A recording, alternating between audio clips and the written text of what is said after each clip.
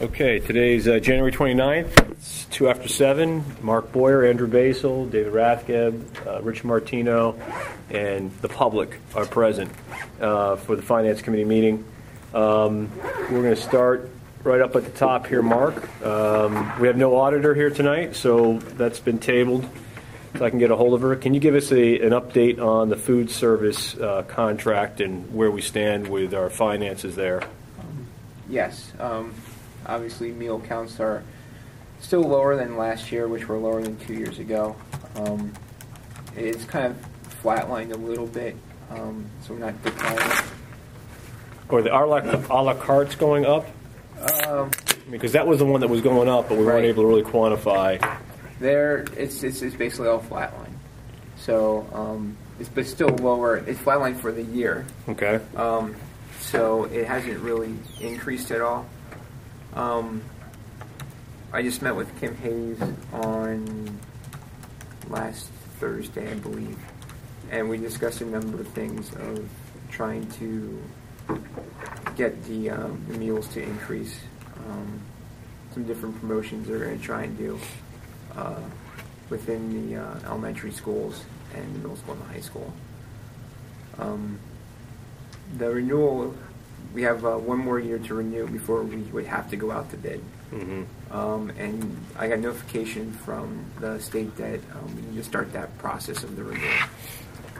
So I'll have the paperwork ready to go for the board to look over. I'm sorry, you need to start which process, Mark? The renewal. The contract has 1 year renewals, and then after next year would be out to bid again. Right. Yeah. So as far as the whole process of taking high school out of the school lunch program, we were in contact with one person at the state, and they said it's basically up to the district. But the caveat would be our contract with Sodexo, and we're still trying to get an answer from the state whether or not that's a material change in our contract and would have to go out to bid if we would make that change. And if within the contract for Sodexo, it appears that would be a significant change. Yeah, I think so. I mean, it's a huge piece of the contract. Yes. So it looks like we would not be able to do that this year. Or if we would renew for next year, we would have to wait till it goes out to bid. Unless we choose to do self-op. What's that? Unless you do self-op.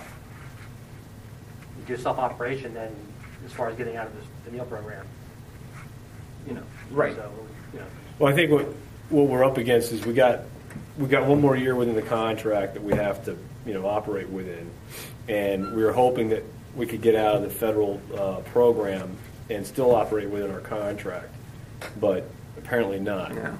And so it looks like our hands are tied for another 12 months in terms of the contract. But I guess over the next year, my question would be to Sodexo, which is what we had asked them when they were here, what's the plan to generate more meals or more revenue for the cafeteria?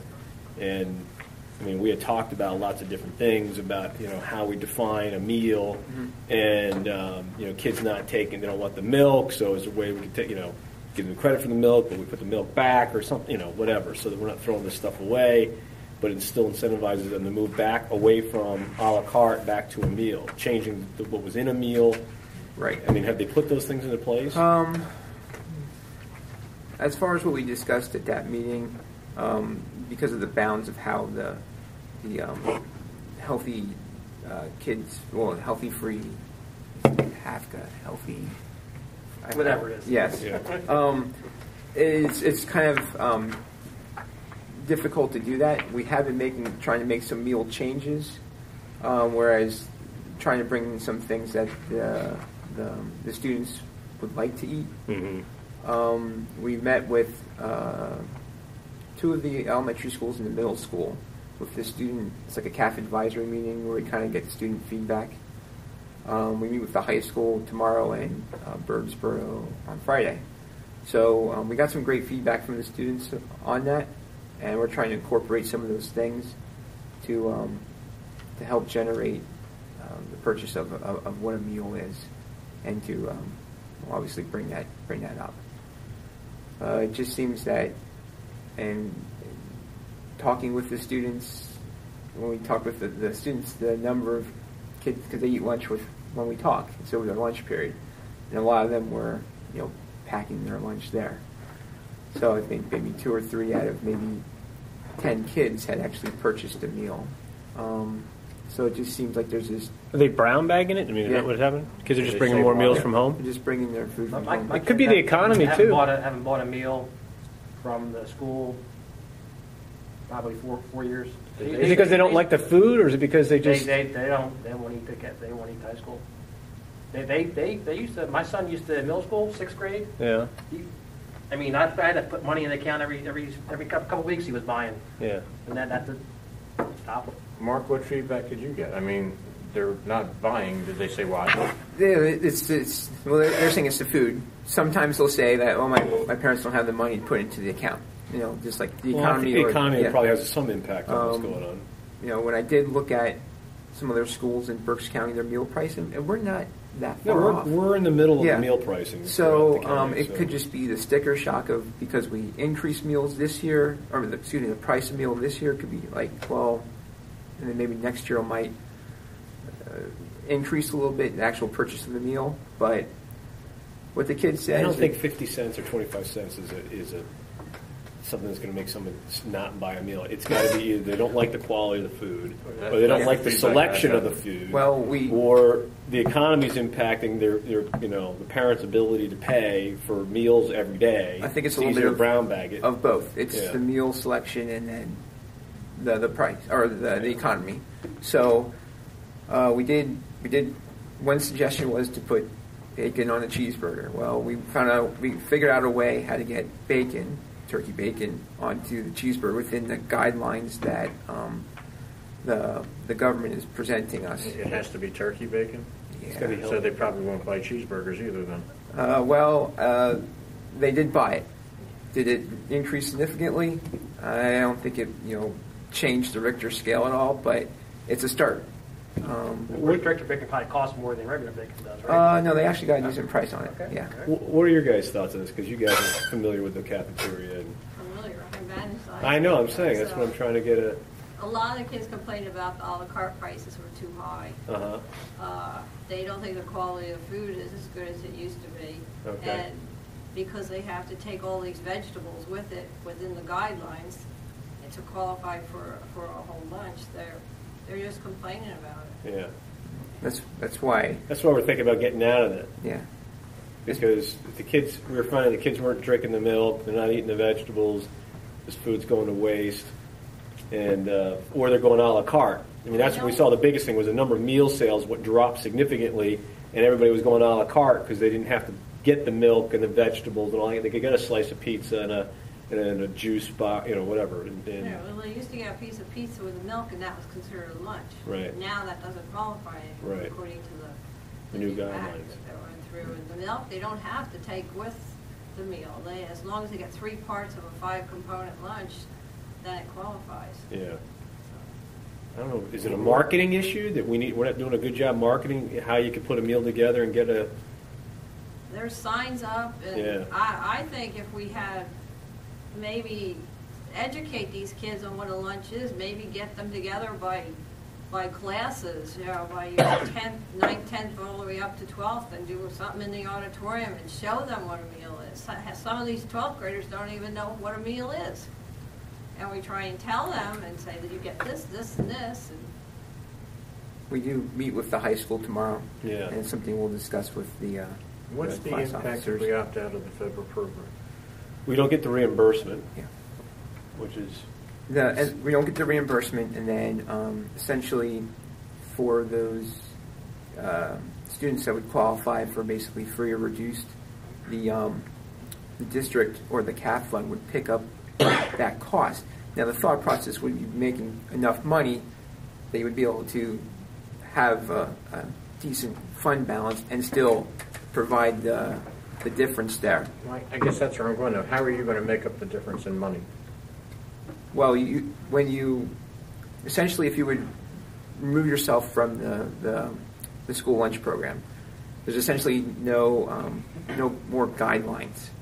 So you could sell, or So they could have a meal with a juice? you could sell everything. You're basically selling everything a la carte. Okay. So, and then you're not restricted to a caloric count, essentially, for the week, which is what you are now. So you have a minimum and a maximum you have to meet. Well, that goes out the window because you don't have to abide by that anymore. So you're basically, you can serve whatever you want, however you want it, essentially. But we're locked into Sodexo for another year?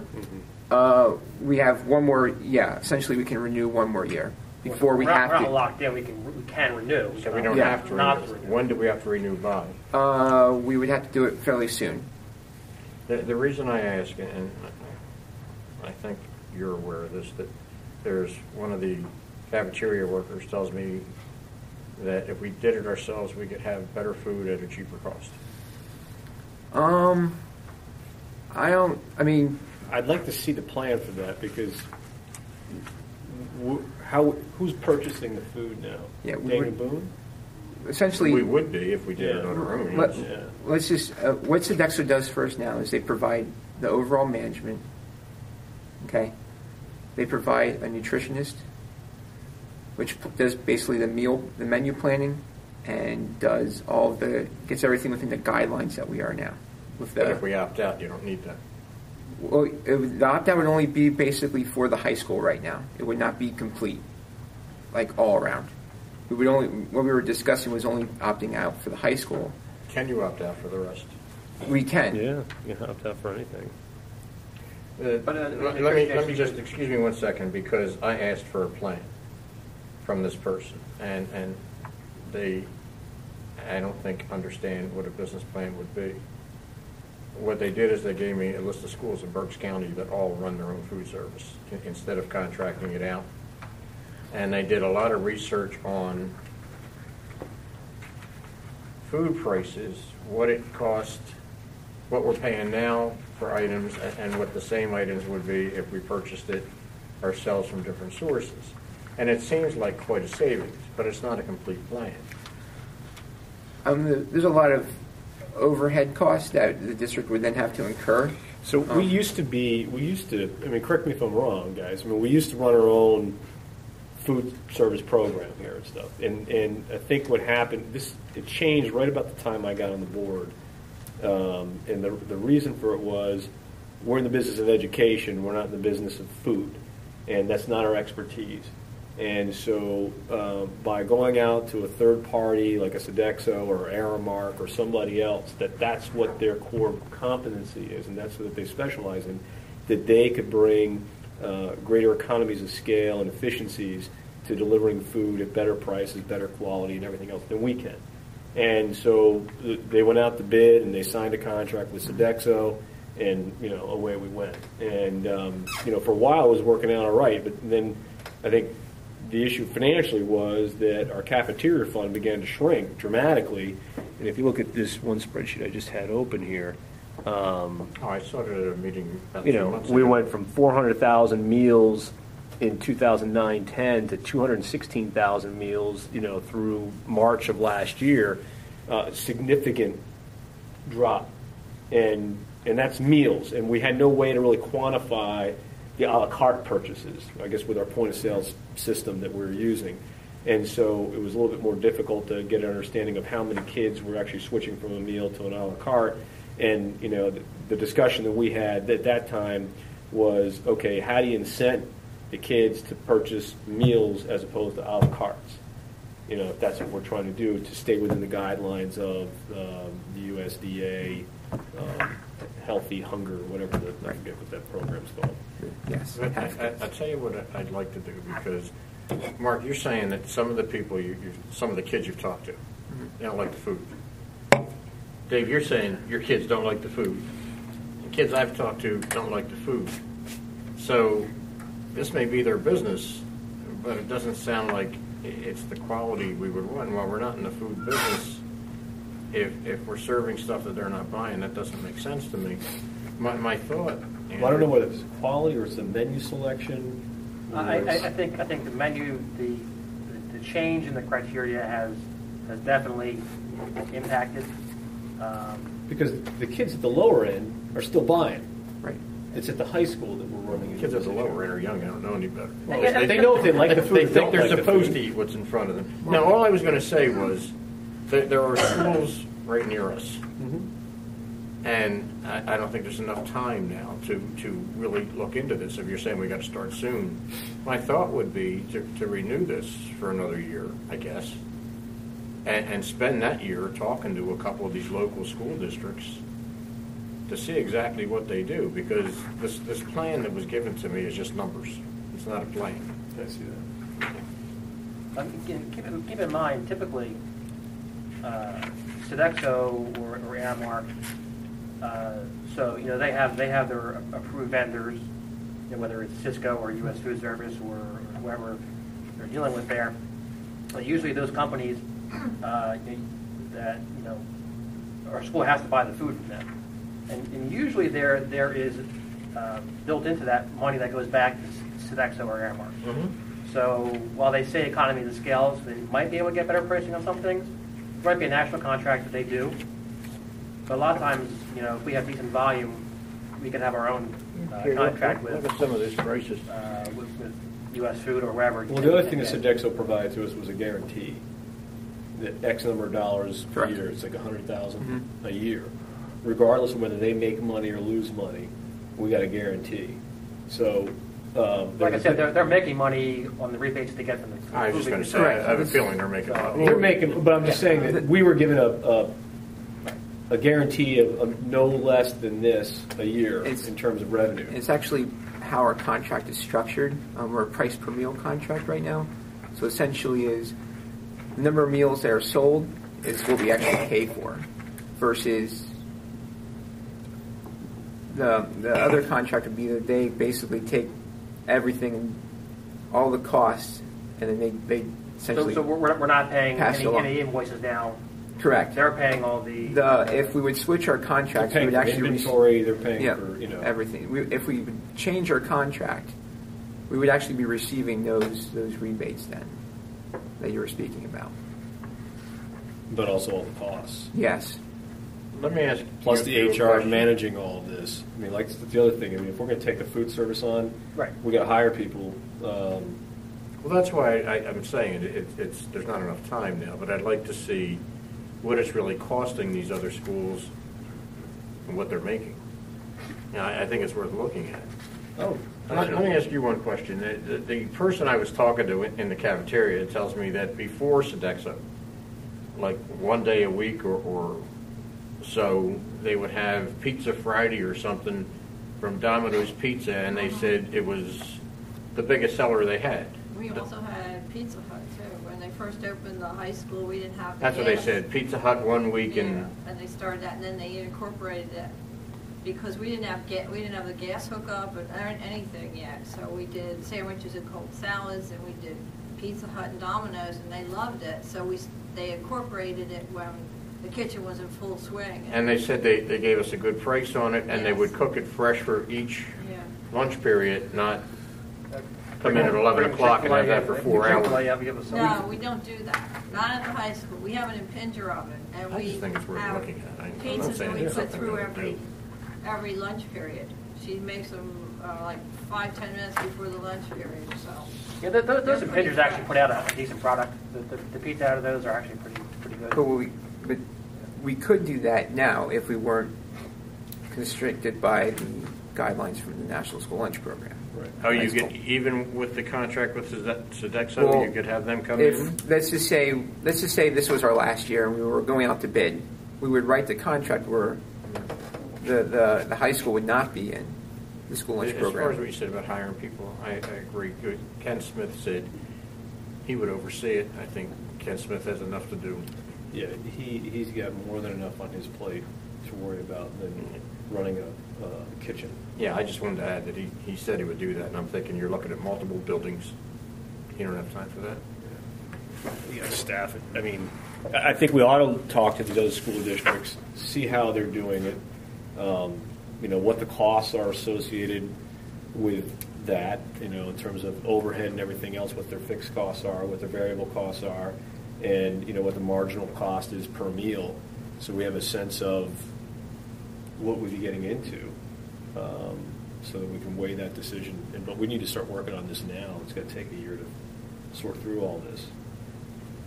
Yeah, well, if you guys don't mind, I mean, I've got the time.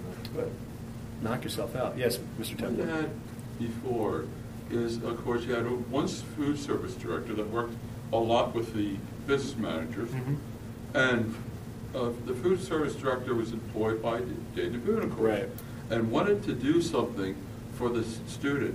Now this outside contractor comes in and says, yeah, we want to feed them, but guess what? It's all about this for us. We want the profit. We'll feed them, but we're going to get the profit. And then there's an impersonality conflict there that we have lost. And that's what's happened here. This Sodexo, I feel, is coming in, wanting the profit, and these kids will get fed. I'll be darned, they'll feed them somehow, but we're going to try to get that profit. And I think that's where we're lacking our honest-to-goodness food department here. Okay. Well, the nutritionist that we have, she serves 3 different school districts. I have a menu for next week, lunch. That's it. I'm supposed to have it for the whole month. I think it's overwhelming for her. You know, when we had our in-house food service director, she had a degree. She was like a dietitian. She could do everything. She had all the degrees. She was a nutritionist too. I mean, it was one person and she did one school district, which made it nice. Do you know what we paid her? We can figure that Oh out. my That was God, like that 12 years was. ago. Yeah. I mean, I'm only Okay. asking because that adds to our cost. yeah, when you Yeah. get the salary plus the overhead plus Peasers plus, it Healthcare. could be a healthcare. I mean, it could be a $65,000 a year position by the time you're all said and done. 15 years ago, I think. Yeah. So let's do this. I mean, you have your meeting tomorrow at the high school. Why don't you get some more information on that? As you're getting this stuff, feel free to. I'm going to leave this on the agenda going forward so that we're sort of getting an update on this as we go along. So as you get the information, feel free to email it out to us instead of us getting it, a couple days before the meeting. And that way we can kind of look at it as the information is coming forward so we can start digesting that stuff. And then I would suggest, Mr. Martino, if you want to talk with Mark and start calling these other school districts and their business managers, and let's see if we can't start figuring out what it is each of these school districts is doing, how they manage it. I'll talk to Mark first to make sure I know which questions to ask. Yeah. Yeah. I can send something out to all the business managers, and they usually all respond. So. Yeah. I mean, is that something a BCIU can help coordinate too? Probably, yeah. I mean, they actually run their own food service too at BCIU. I mean, I'm saying we pay the BCIU to do a lot of things. I'm sure we can find some information out. You know what I mean? Instead of Yeah. you doing all the heavy lifting, you got a lot on your plate. Let's Yeah. get some of these other services out there that we work with that we pay fees to and dues to help us with this Maybe stuff. that's where we start then, the BCIU. We can find something out for sure. Okay. It's not that would be too time consuming. Let's All put it right. that way. Yes, Mr. Templin. Just a Sodexo. They had, well, matter of fact, the swimmers were out with like arm injury, and I had some time, like, they had the board back then wanted to get into this, and they gave Food Inc., Food Incorporated, the powers that be to come and observe and see what they could do for us. I took that at the end of that meeting. The next day, I called up Harrisburg and found out Food Inc. was under the federal indictment for padding the school food lunches. Nutrition Incorporated, Food Nutrition Incorporated, which the next meeting I came back and told the school board meeting, have you ever did a background on Food Nutrition Incorporated? Well, of course, they never came in, but then Sodexo did. But in any event, in doing so, I called up Pottstown, I called up Trinity Valley, I called up a few other school districts. They said, no, we've looked into that, and it didn't work. And they said, call this, I can't remember what district they call them, and they had them for a while. They said, we were so glad to get rid of them. He said, it just didn't work for us. So, I mean, all the school districts have basically gone through some ramification of this. Yeah. Why don't we also have Sodexo come back out? It's been They'll be since. here next finance committee. I already have them scheduled. Okay, I was going to say, it's been a little while since we met with them. I'd like to hear what they have to say. They would have been here tonight. There's some conflicts with other meetings. Sure, okay. All right. Any other questions, comments on meal plans?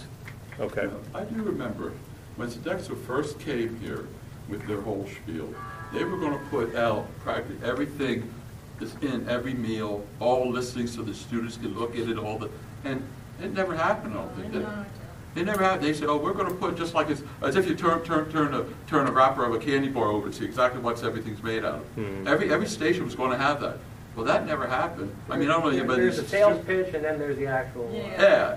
And I mean, I don't know whether these students would really want to. Some, I think, would be inclined to look to see, well, hey, I can't have some of this result. But, you know, I mean, there's a few things that I know never came about what they said they were going to do for us. Yeah. Okay. Well, I appreciate you guys filling us in on that. And as we go forward with these finance committee meetings, if you could be available to come to these things, your input, I think, would be helpful.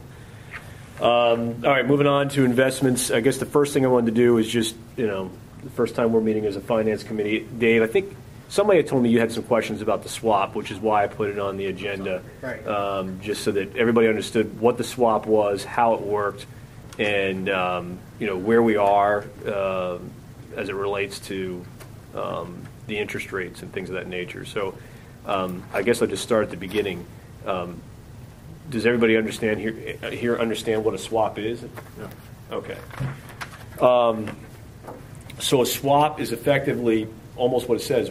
I am sitting with you, you're an issuer, and I'm going to swap interest rate payments with you.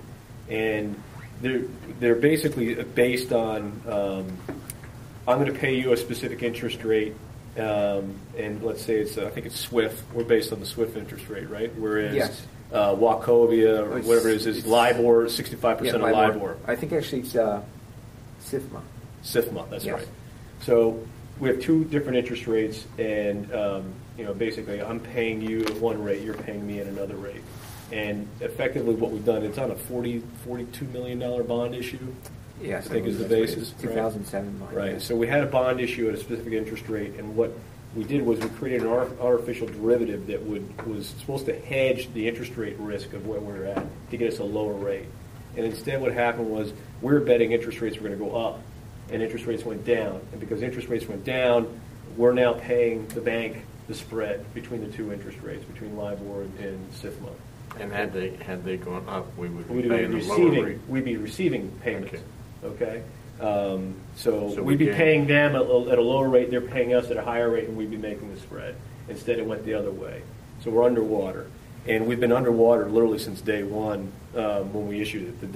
The schedule that Mr. Boyer sent out to us will show you how far we're in the hole in terms of the market value of that. It's generally been about $2 million. We're at 2.1, I believe, right now. Right. And it's always been negative. And did you send out all the payments? I mean, I think we're in the red about $330,000 or $340,000 in terms of the sum payments. I believe, but I can double check on that. Right. So over the last 5 years, 6 years, I guess they did the swap 6 years ago, 7 years ago. 2007, yeah. 7 years ago, they did the swap 7 years ago. So 7 years, we're $330,000 in the hole. Now, when we did the swap, we took an advance payment of $1,230,000, and we set that aside in a specific fund that was supposed to cover the variations in interest rates to smooth out that risk. And for whatever reason, those funds have never been tapped. Correct. And, I've always asked the question, why aren't we tapping them to cover that? Because right now, those extra interest payments are coming out of our operating fund. And so, my recommendation, I hope that the board... Who said we could use those funds for that? I don't know. Well, Okay. let me put it this way. They should be using that for that. Back when I was on the board, I would ask the question, and the answer I always received from the powers that were at the time was, you can't use that money for that. And I read the prospectus. It took me 2 years to get my hands on the prospectus. I read the prospectus, and as I read it, you could use it for that. And then we asked the auditor, and the auditor said, yeah, you can use it for those things. And She actually said you can make a 2007 bond payment out of it. Yeah, if you I mean, wanted I to. think the money could have been Yeah. really used for anything if the school wanted to. we could use it for just about anything. yeah. So But I mean, prudently, it should have been set aside And to cover this, It was set aside. and it should be but used. It should have been being used. It was Right. never. It was essentially what Mr. Basil said. It was never tapped for anything. So it's just sitting there Sitting in there doing account nothing, probably earning, 0.01%. Less than, yeah, we have negative amortization going on, or negative arbitrage going on in terms of the interest rates on that thing. So my suggestion, and this is what I want to just double check on, was why wouldn't we take, I mean, one of the things we did a couple of years ago was interest rates were starting to narrow. And as a finance committee and then as a board, we were looking to unwind that transaction. So if the valuation dropped to 1.2 million, we're going to take that money and get out of the swap. Okay, so even if we're underwater by 1.2 million, we had 1.2 million available. We figured it was the best interest to get out of the swap and just pay our regular interest rates on the bonds as we were going forward, and we were done because it looked to us as if interest rates weren't going to move for a very, very long time. So if we were able to get within shooting distance, unwind, and then get out and call it a day. And about 2 years ago, the state attorney general, I mean, everybody was telling you, if you had an opportunity to unwind these things, get out of them, because literally municipalities were going bankrupt. I don't think our swap was as egregious as a lot of these other ones that were out but there. it's certainly costing us money. It hasn't done us any favors over the last 7 years. So my suggestion would be at this point would be to take, if we can, $330,000 out of that fund and pump it back up into our operating budget, and it covers the interest payments that we made in the past, and that would certainly help our budget this year. Well, Bernanke spoke today, interest rates aren't going up anytime soon. No, I don't think they will. Well, I mean, my best guess would say, because they're cutting back the QE right now. They just did it again this week. Taper. Tape. So that'll probably run its course Q3 or the end of this year. That should be done. So you're probably looking at short-term rates going up sometime beginning next year. But if this woman taking Bernanke's place, and I can't think of her name, but if she sounds like she intends to continue the same policies he's. Right, which Bernanke probably would have been cutting back the QE as well. At some point, the short-term rates need to go back up again. Oh, yeah. So. But yeah, is it anybody's guess? Absolutely. I think it's years. It'll be years. That's what I'm thinking, but, I mean, you're saying next year, he's saying years, and I think it's probably somewhere, either one could be right, I don't know, but if we have that money sitting there, and we're allowed to use it for this purpose, it seems to me like... Well, the way I look at it is, I mean, as much as I'd like to unwind this thing... The question is, what? So then, because I got, Mark sent me the sheet with the interest rate per year, which it ping pongs all over the place. That's like odd. I never saw anything like that. So then we'd be paying this true rate. So our payments would fluctuate. Some years are going to be more. Some years less. No, I believe I'm pretty much sure those interest rates they're fixed in They're that fixed bond. at 5 and... It's tiered as it, Let's pull that up, because I believe that's... I looked at it today, they did seem to fluctuate. That was the original amount. It was interest rate ranging from 3.5% to 5%. Yes. So right now in 14 we're at 4.5%. Unless we're betting it's going to drop back down to 3.5%, which is what we're saying. No, it's not going to go much higher than where it already is. So what's this 4.5 back in 2025 and all that? Or 2022, 4.5? Which what are you looking at? Okay. It's I sent it out. Is it a spreadsheet? No, it's a copy from the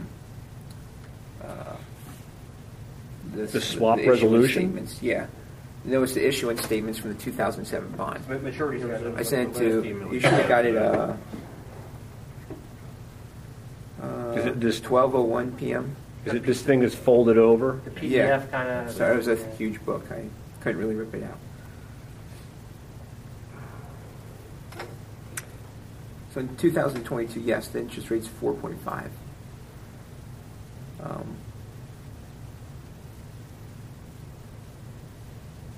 You only show one page.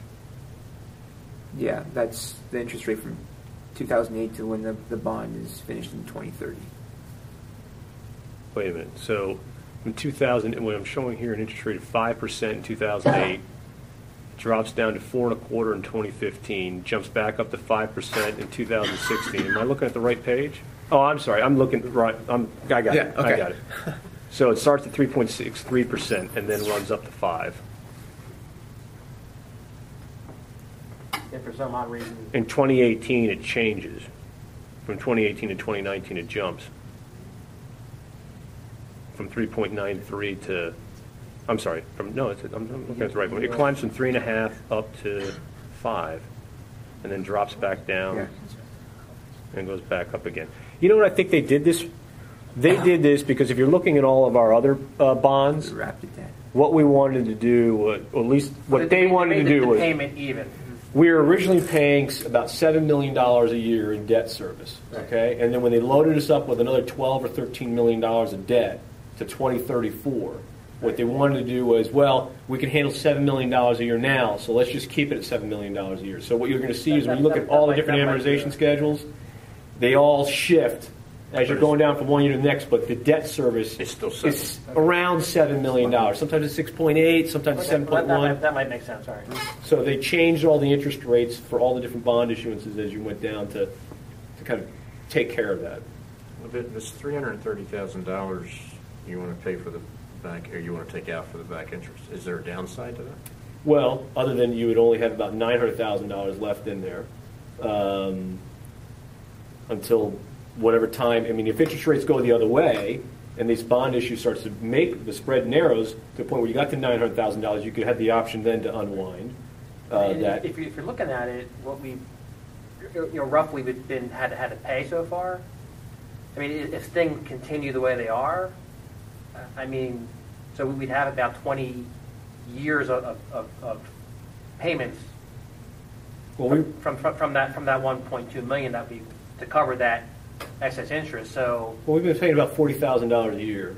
if you think rent rates at some point down the road are going to change, then we have the cushion still to stay in the swap, and then hopefully it turns around and we make some money on it. Or if you don't have the stomach for it, you can unwind. If it goes the other way, I mean, at some point you're going to go into the black, right? And you can say, okay, well now unwind. Yeah. Or you can say, no, we're going to stay in the black and we'll start recouping some money. And if we see it go back negative, you could always unwind that Right. too. Yeah. You have some choices. But I think what I was thinking is because if you've looked at our budget and with the teacher's contract the way it is right now, we've got one more year of acceleration before the cost curve starts to dramatically change, right? And the PSERS rates stabilize and everything else. This helps us get through that hump of 14, 15 in terms of keeping program and some other things that we're trying to accomplish. And, if we can get to 15, 16 and 16, 17 when things get easier, well. The only downside I it's- hear is that we'd have 900,000 sitting there instead of 1.2 million. That's correct. Otherwise, nothing else changes. And going forward, we'd be using the $900,000 to cover any kind of negative spread that we're paying. Yeah. And that's what we haven't I been just don't doing. get why it was. So Kept the bottom on it. if there's no reason why we can't do that, then I would make a motion that this committee recommends to the board that that's what we do. We use the $330,000 from that fund to pay ourselves back for the interest payments that we paid to date, and then going forward, we use this thing to cover that as opposed to our operating account. Okay, what I'll do is I'll get the exact figures. I'll just run it by through the auditor quick, just to make sure. Which he already said we could, but just to make sure, get her blessing, and then I will let you guys know. Okay. And if it's an okay, then let's put it on the agenda Okay. for the committee of the whole, so that we can inform the board, and then perhaps even vote on it come February. And because remember, at the end of February, we're going to have some sort of budget workshop going on where we're talking about where we are with the budget and alternative revenues and all that kind of stuff, so that this board can make some decisions vis-a-vis sports. and extracurriculars, because that decision's got to be made before the end of the month. I have another question. Yeah. My understanding of the word auditor is that they audit. They But- do but- audit. But I've heard at a couple of meetings now, they seem to be telling us different things that they insist we have to do. They make recommendations. Yes. I don't necessarily, agree, as you know, I I've don't heard you always say that. agree with what they're saying. Do we have to do what they say? No. They follow, what's the general accounting principle? Gap. or Gap. But and, here's the they have thing, any though. authority. They're It seems to me that they principals. take some interpretation. Look, my experience with auditors has been that, and I deal with a lot of them every year, is we go back, we look at the audits that they're doing, they prepare us with a draft audit. If we see them making mistakes, we tell them what they are. If we see them making representations we don't agree with, we go back and challenge them. And 9 times out of 10, they accept what we're doing, so long as it still falls within the GAP guidelines. And the GAP guidelines are just that, guidelines, and they're subject to interpretation. So what I don't understand is why these auditors that we've been dealing with, I mean, it's like they changed the name of that fund. Like part of the problem with that fund, that 1.23 million, they changed the name of it like 3 times in our audits. If you go back and look at our audits, That's because of Gatsby's. well, Yeah. you didn't know what it was for a long time. You finally start asking the question, isn't this the 1.23 million that they set aside for this? Oh, yeah, that's what it is. Well, why are you calling it whatever you're calling it? You know? See, if all they could do is recommend, it sounds to me like they're taking on an authority they don't have. Because of this, because it's something that we commonly don't do, to run it through them, I think is the best course for the district, just to get, not necessarily their blessing, but to make sure it's in accordance with GAP, The other essentially. thing you do is you can talk to our attorneys who, you know, they You have can a also tax talk to- guy. Yep. It just costs a little bit more to do it that way. Okay, start doing unapproved accounting practices, and that's not a, Yeah, you don't want to go down that path. So you have your marching orders Yes, sir. on that. All right, so we can put that aside. Unless anybody out there has questions on the swap. Okay. You still with us, Stephanie? All right, just checking. Where were we? Okay. Agenda. Okay, debt. I just wanted to make sure everybody here had the debt schedule and everybody understood, you know, what the payments were and when they were.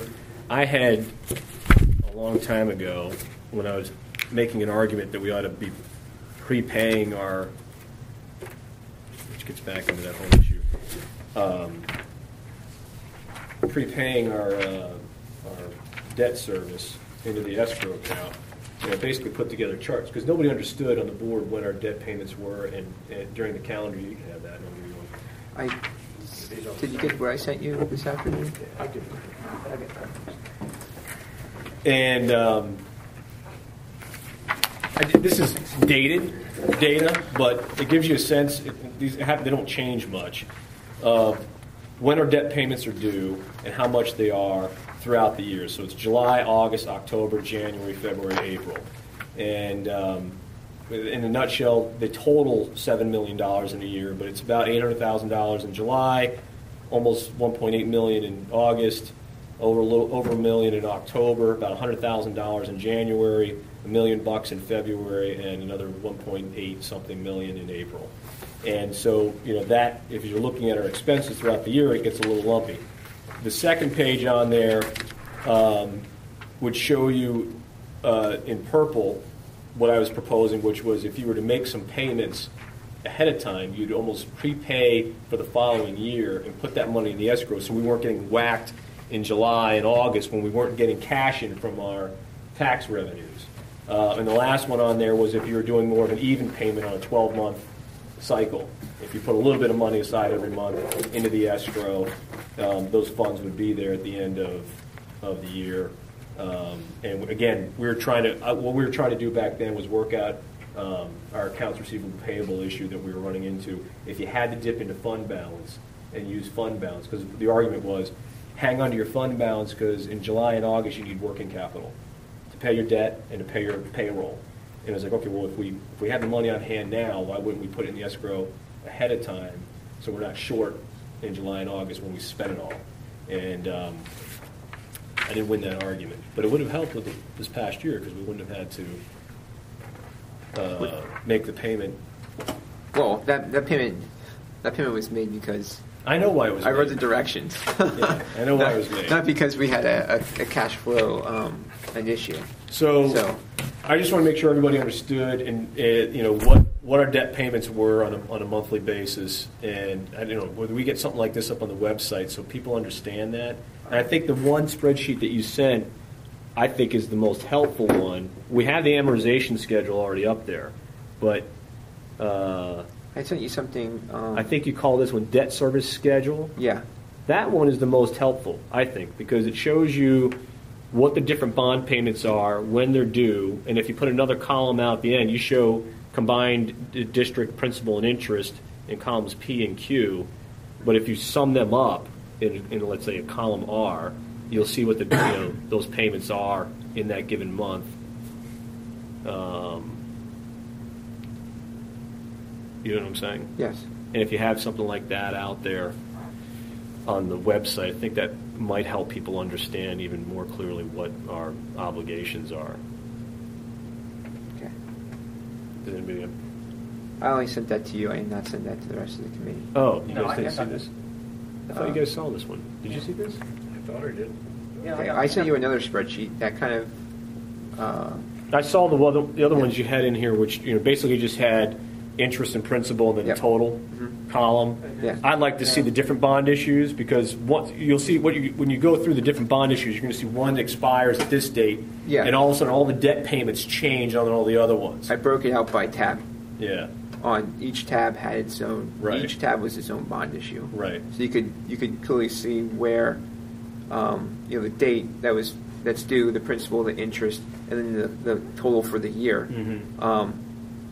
That for each issue, and then the overview was for 13-14. This is our total principal, interest, and then the combination. So what you just said about the debt payments changing for all the other ones, it's because we're still staying at the $7 million. Exactly. Okay. Right. So let's say 8 years from now, We could pay off bond half of it, issue but it's number still $7 one million. disappears. All of a sudden, all the bond payments on the other four just jump. Right. And we're still at Yeah. $7 million. In the 2020s and 30s, we have two issues, but the combined. the combined payments, still is 6.9 million. Right. So I have to ask you, Mark, and I'm not pointing a finger. The payment you made because you read the instructions, yeah, but we made two payments last year. Yes, we made one July 1st of Mhm. 12 and one June 30th of 13, essentially, yeah. essentially. Yeah. So did that alter the fund balance coming into this year? The fund balance was technically less on June 30th than what it would be if I would have made that payment on July 1st. But the previous payments had been being made on July 1st. That's So correct. did we have to make the payment this year on June 30th? We don't have to. No, we go back to July Yeah. 1st. So does that give us an extra amount of money in this year's budget then? Figuratively speaking. From a auditing point of view, yes. That's From what I'm a saying. real cash flow Oh, point of no, view, it's just no. a day No. difference. I Well, understand that. that was my argument, was you could play with the numbers in terms of your audit, and somebody could go back and look, you could say, oh, look, we got all this cash on hand this year because we made a payment, an extra payment early in the end of one calendar year. You wait a day, and all of a sudden now it's like, oh, well, we got all this money available. And quite frankly, if our last payment, instead of being in in April, was, let's say, middle of June, you say, well, we're just going to be late making this payment by 2 weeks. Well, then you just floated another $1 million, in terms of your accounting. I mean, at the end of the day, your balance is your balance because you got to pay the bill. I realize it's just an accounting trick, so Yeah. to say. I just curious, going forward, what date are we going to pay it on? My recommendation would go back to July 1st. Yeah, that's actually, the auditor said we need to pick one, right? Yeah. Yeah. Well, I guess we'll have that discussion at a June Finance Committee meeting There you go. before it's done. I just wanted to understand it. Yeah. Current cash accounts, locations, amounts, and earnings. A couple of years ago, 2 years ago, we asked these guys to basically tell us, where are all of our funds that are sitting in the general fund, and what kind of accounts are those, and how do they work? Because we wanted to create greater efficiencies there. And without getting into the confidentiality of the report we got from Kim Seldenridge, he was alluding to investments and, that we should be investing our funds differently or putting our funds in alternative investments. And my recollection of going through this exercise 2 years ago was that our money was where it was supposed to be. The majority of our general fund cash is in, it's a, The PSDLAF yes, fund. the name just, a Flex CD. So essentially, it's in a CD account earning a little bit more interest, but we have the ability to pull that money out at any time we want to without recourse, essentially, or penalty. What's our name, point one? I'm not exactly sure the interest rate now, but I can get that for you and provide it. I mean, as I understand it, our general fund was made up, we had the National Penn Bank Fund, which was our lockbox account. That's correct. Which collects all the taxpayer deposits, and then they were holding them, but we changed that so it was sweeping every night out of that Yes. National Penn Bank account and into the PSDLAF fund? That's correct. Okay. So that's holding the bulk of our money. Correct. And then we also had the VIST bank account, which was our tax account, which was utilized for the internal tax deposits, with the exceptions that the Nat Bank was unable to process. Correct. And so there's a de minimis amount of money in there, right? Correct. But that money also then gets swept out of there into the PSDL. We make a manual transfer when it gets to a Right. certain value. Balance. Yeah. Okay. And then you had the VIST Bank, the daily deposit account, which was utilized for daily deposits of what kind? Essentially, the bulk of that money that comes in is retirees that are paying their insurance. Okay. And once again, when that gets to a certain value, we You just sweep it to, out of there yeah. into the PSDLAF. Yes. And then the last one was the PLGIT, which is the PA Local Government Investment Trust. Correct. Which is a minimal savings account maintained in order to keep line of business open with this institution. I'm not even sure why we have it. Great question. Should we just close that We account? could. We could and just move that money into. Is it providing us with any? No. Is it hedging any kind of No. risk for us of any kind by having an account available and putting some dollars in there? No, because it's the interest rate on it is just it's not spectacular, and it's under $10,000. So, I'm not exactly sure why we have it, other than what you had just mentioned. We can take a look at it, just consolidating it into the. I mean, I would suggest we clean it up. I mean, if it's not doing us any good, why wouldn't we have that all those Right. funds Because together? we I think have- it just clouds the issue of. We have capital reserve money with Pliget Uh, in the tune of about $83,000. So I don't see why we have to keep that money earmarked for quote keeping the account open. mhm. So, yeah, I have no problems calling them up and getting that money out. And then, is this posted somewhere? We got this definition from PSDLAF of exactly what they do and what they invest in. Back when we were having this conversation, there's no date on this thing, but do you remember what I'm talking about? It looks like this. I'm not sure if, Remember that letter? I'll send it to you. yeah, and then I can Okay. take a look at it. If you want me to post it on the website. I think we ought to post, you don't need to have your Danielle pens on Yeah, there, we but should I think take if that you cut the rest of it out, I mean, it just talks about what it is, talks about permissible investments for the PSDLAF, which is, the United States Treasury bills, short-term obligations of the United States government, deposit and savings accounts or time deposits, blah, blah, blah, blah, that are FDIC insured, and so on and so forth. So, I don't know, I think in the order So of... the money in there is not necessarily insured, but they're restricted on their investments as well. Exactly. And... Like European banks right now. Essentially, yeah. There you go. But I think just in the interest of disclosure to the public, they know, A, I think we need to have both things up there. A, this is where your money sits, and then B, this is what it's doing in those accounts.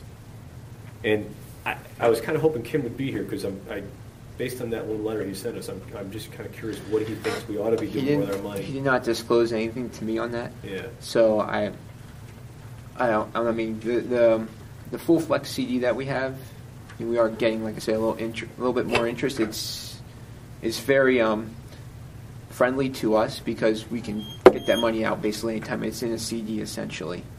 So But usually, because of the flex feature, you're earning a little lower correct. interest rate. I mean, we could. Do we need the flex feature? Could we need- For some of the funds, yes, we do need a flex feature. Now, whether or not we establish a policy where we're going to do a little bit more longer-term investment, maybe 3, keep 6, a certain 9 amount months, flex, and then we can. I mean, that all depends on essentially developing a cash flow schedule, of which we currently do not have. Right. So we have it at a very high level, but which you could probably use that, but it should be a little bit more detailed into the actual cash flow and then coming up with where we think we're going to go and then develop the investment strategy off of that. maybe that's what Kim was referring to. I don't know. Well, let me ask Mark, you- you hesitated when he asked you, do we need that feature? Have we used it? The full flex feature? Yeah. Absolutely. Okay. How much Absolutely. money is sitting in this Flex CD? Right now, 15 million. Okay. Well, 15 million. How much money is sitting in the PSDLAF fund? 5 million? Total, 2.2. 2.2. So all of our money is sitting in the Oh, I'm Flex. sorry. Excuse me. 3.1. All right. Well, the lion's share of the district's money is sitting in this Flex CD. Correct. So if we were to maybe develop a cash flow schedule and start moving some What of those institution funds, is this Flex CD? It's a PSDLAF. It's so I see. We've invested in PSDLAF, and then they've turned around and invested that money into Correct. Flex CD for Yes. us. I got it. All Yeah. right. Got it. Okay. And I think that, I remember seeing that I know it was somewhere in one of the documents you sent us. It was pretty short term too. When it was only like a couple months or. Yeah, they yes, that's correct. It's just a way to boost some return. Yeah. I get it. Yeah, and then still have a little bit of flexibility of getting that money out Yeah. when we need it. Well, we need it for the debt service payments that we have here. Yeah, there'll be one coming up in February. Right. About $2 million. Right. So And then another one in April yeah. of another 2 million. And, In addition to payroll and those other things that Correct. are on top of that.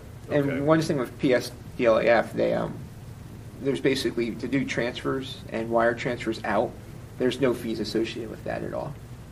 Whereas in Vist Bank, every time I make a transfer from Vist to PSDLAF, it gets socked with $15 transfer fee. Right. So there's a lot. They really work well with the school district in the sense of the flexibility and no additional charges essentially. So it's a benefit. Just unfortunately, there's no branch like right around the corner. So Well, you don't need a branch these days, do you? no, well, we still have cash and checks that we have to get to the bank somehow. So. Okay, so, all right, so nothing's really changed from the last time we discussed this. That's correct. 2 years ago. Yeah, that was yeah. All right, so the only consideration then is this, we really need to round bases with Kim, because he talked about how we shouldn't be doing what we're doing, we ought to be considering alternative investment considerations, and I didn't really know what he meant by that. Yeah, the only thing I could conclude is what I just basically mentioned with so maybe a little bit longer term CD rate, like a 3 or 6. I mean, we get the bulk of our taxes in Yeah, August. September, And then August. throw in like a and 6-month if we know CD. when we But got 6 months or 9 months. and you could make that generalization. I just would, want to be able to develop some sort of cash flow analysis. Yeah, but the thing is, you're looking at these lumpy payments, they kind of jump Well, right into the middle and- of when you'd be trying to put a flex. And well, in speaking, Yes, brother. Huh? And speaking in with Although our accountant would tell us that we made all these prepayments and they counted in the prior year. speaking with some additional or other business managers in the district about the debt service issue with the auditor, they were like, "You have a debt service payment due on July 1st?" I'm like, "Yeah." Yeah, that was horrible timing. They go, "What?" Yeah. Yeah. I it asked was- the same question. Yeah, I don't know why. It was And here's ever the planned. answer I got for that. So I asked the same question. Why on earth would you make a debt service payment July 1st and let's move it? And I was told, no, that's when the bond issue went out. You have to hold to that payment. And we talked to RBC about that, and they said that's when it's due. But you've got this escrow account. So if you don't want to be making the payment July 1st, you can be making it any time during the year, and then we'll just pull it from the escrow account when it's due. So hence my consternation with the auditor who's saying, no, whenever you make the deposit into the escrow account, that's where we're going to record it as being paid, which is insane. No. I mean, we could make a $5 million payment tomorrow into this escrow account, and they're going to count it. And I asked for the audit letter, the confirmation that the auditor sends to U.S. Bank, who's basically our sinking fund holder. And when it came back, they recorded the date when we made the deposit to pay the bond fund, but then they showed when bond funds went out was July 1st from the sinking fund. We could have made that payment July 2nd, and the payment would have still went out on July 1st to the bond, because that's when it was due, like you said. So I guess it's just a matter of semantics. I don't know. well, it's subjective. I've talked to some CPAs at McGladrey, and they've told me that this person, that person can change their opinion if they wanted to, which is a whole other issue. We don't need to go back there and beat that bush. Yeah. All right, so I guess we'll round bases with Kim, Yeah. and he can answer those questions for us as to what he meant by that. Apologize, I can't provide more Yeah. insight on that, but Okay, so moving on, booster financials and compensation of coaches, I guess, is my next one. So when last we met and we were talking about the policy, the booster policy and stuff like that, and the new state requirements where booster organizations are supposed to be providing school districts with their financial statements, you had made requests of the booster organizations for their financial statements, and they were not forthcoming. Have you since received them? no. Now, there is some talk about legislature being changed that the school district would not need to disclose that information anymore on that that reporting method. But as far as it actually coming to fruition, I'm not sure. It could take months. Yeah. Or So years.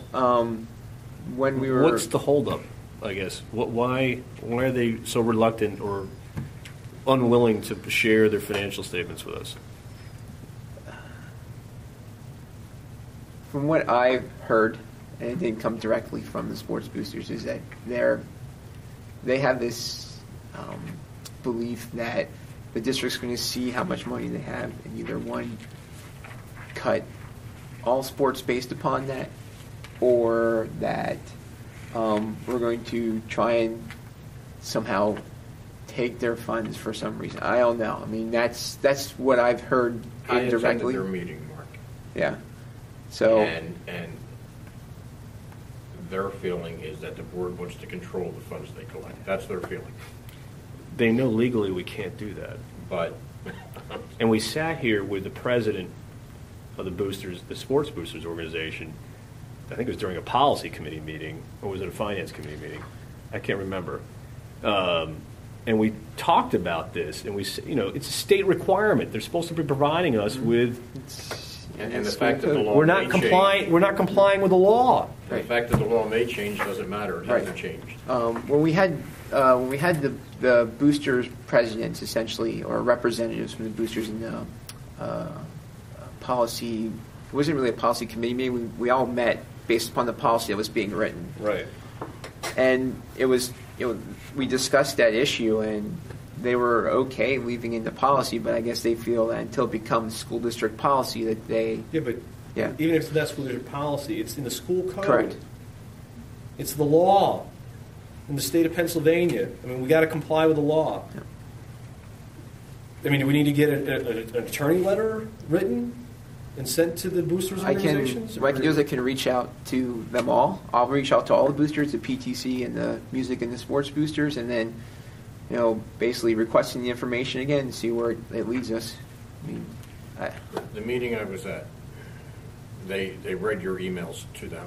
They read their emails back to you. yeah. Their argument was they wanted to sit down with Dr. Otto, you, Mr. Boyer, and I think there was a fourth party they wanted in the meeting. I don't know that meeting ever took place. but The that's what meeting, they wanted. I don't know when. I'm not sure which We had a meeting you meeting. attended, but we did meet with all the boosters on that when we were discussing that policy. So We were discussing the sports booster policy and the impact on Title IX and those funds coming in and how that impacts the school district's position in terms of Title IX. And we were talking about, hey, and I remember, Mark, you were sitting over there. Yeah. And Kelly Hefner was there, and somebody else from the sports booster was with her. And we were talking about this thing. We said, look, you guys have to provide us with I asked them, do you have a budget for the year? Yeah, we have a budget. Do you share that budget with a membership? Well, if people ask, okay, well, how do parents know what the funds that you're raising, what they go to, and how they're being spent, and how do we as a district work with you so we understand that we're not going to run into a Title IX issue, okay? And the only way you can do that is you have to disclose to us what your funds are and what you're planning to spend your money on so that we can take that into account when we're reporting for our Title IX requirements. And we spent, $15,000 last year fighting a bogus Title IX claim? It's still kind of... And we're still going through it. I mean, it was a total waste of money in a time where we're strapped for cash. And, this is serious. This is serious. I don't understand what the holdup here. I can gladly reach out to them again. I think you need to have them come to the next finance committee meeting. Okay. And if we can't get it done then I think we're going to have to talk to our solicitor. The meeting I attended, Mark, was October or November, so you're Yeah, looking at it was 3 or 4 months ago. months ago. Yeah, October is when we met with all of them with Dr. Otto. Yeah. And who else was there? Well, that's what I'm saying, There but was a your board member. emails at Frank that was there. time, No, this was up in the boardroom Oh, on I the wasn't there policy. for that. It was Because you were trying to, because Dr. Otto wanted to Yeah. develop the policy Right. on the boosters as part of the school board policy before he left, maybe, or at least Yeah, we're trying to get it something done going. before Obviously, December. that didn't but happen. that's what I'm saying, Mark, your emails were like October, so this Yeah. is 3.5 Yeah. months later, they still haven't provided Correct. the data you were asking for. even after I provided the exact school code that Yeah, look, states that. I don't know. I understand their fear, but I mean, I sat here at a policy committee with them, with Frank and Dr. Otto, and I thought we were all on the same page, and that information was forthcoming. It's just, kind of goes back a little bit to the same relationship with the teachers union. All they hear is cut sports, cut music. Of course, they're going to be defensive and try and nail their fork down because, Well, the room was packed that night, and there's definitely a trust issue, but I mean, we're also getting pushback from parents who are saying, I don't know what all the money's going to in terms of boosters organization.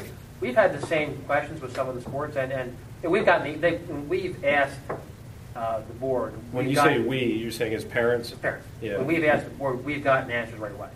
But like you said, it's like up to the parents to kind of ask the question. It's not like here's our budget or whatever for the year. You have to go in there and physically ask because we had some questions where some of the money that was being raised was going to. So. But I listened that night, and they start discussing Title IX, and it sounds like there's a lot of confusion about Title IX, and all they have to do is make one mistake under the guise of Daniel Boone, we're liable, like, Yeah. correct? Yeah. I mean, one of the issues that we did straighten out was the school district had 27 separate accounts for each activity that was set up. And so people were fundraising. The money was going into those accounts. It wasn't district money. It was boosters' money. But we had a district employee who was writing the checks out of there at the request of the coaches for whatever was being done. So somebody on our payrolls is controlling accounts that don't belong to us, and it was a mess. So we got rid of that. We turned all that money over to the boosters. Now, if that doesn't show good faith in terms of demonstrating to them that we're not interested in controlling their cash, I don't know what does. And, quite frankly, I'm a little miffed that we're not following the law here. And particularly after we're on one hand having conversations with, what's the organization that we're dealing with, this Title IX stuff from the state? I'm trying to remember the name of them. On the one hand, we're walking around saying, mea culpa, we're doing everything okay. And on the other hand, we can't get our boosters to even cooperate with us in providing us a financial statement so we can demonstrate that we are. It kind of puts us in a box. So I would suggest they come to the next Finance Committee meeting before the end of February, and if we don't make any progress, my recommendation is we get our solicitor involved to move that along. Yes, sir.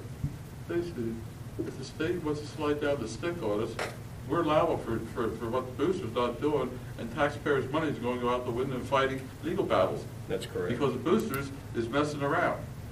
That's why you said 15,000 just went out the window.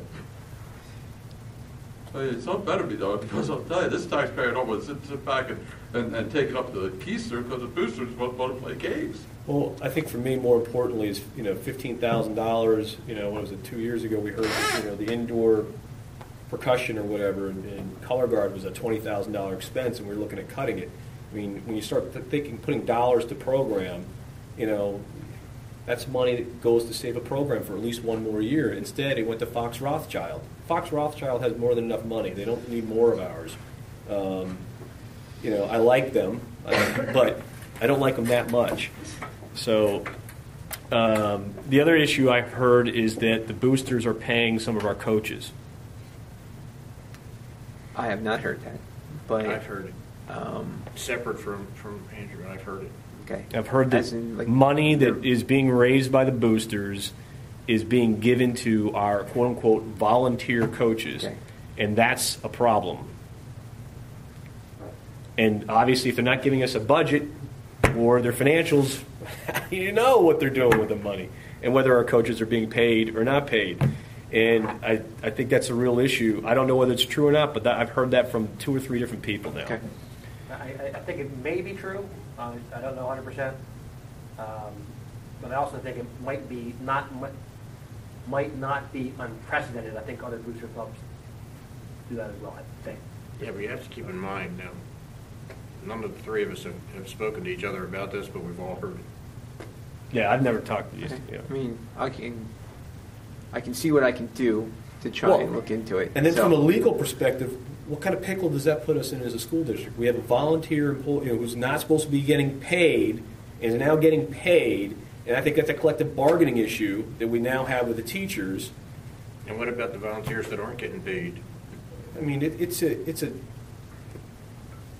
we've got to get our arms around this quickly, and if we're not going to get cooperation, then I think we need to get the stick out and get our attorneys involved so we do get cooperation They'll on these have a things. wonderful breach of contract lawsuit against that too. How does the music boosters react with it? Are they giving everything over to Music us? boosters, well, I don't know. Have we gotten financial statements from music boosters? We haven't specifically asked them, Okay, well, then we need to ask them too. and I will direct my next email to all of them. Oh, all of them, yeah. PTC, Music. I mean, Boosters, I've and, seen, when we were working with the foundation was able to get a hold of the tax returns for the music boosters. And, because that's public information, they're a 503C, and they were able to get a hold of those financial statements. For a while, the sports boosters weren't even a 503C, and so they had to get that done, and I believe they got that done about 2 years ago.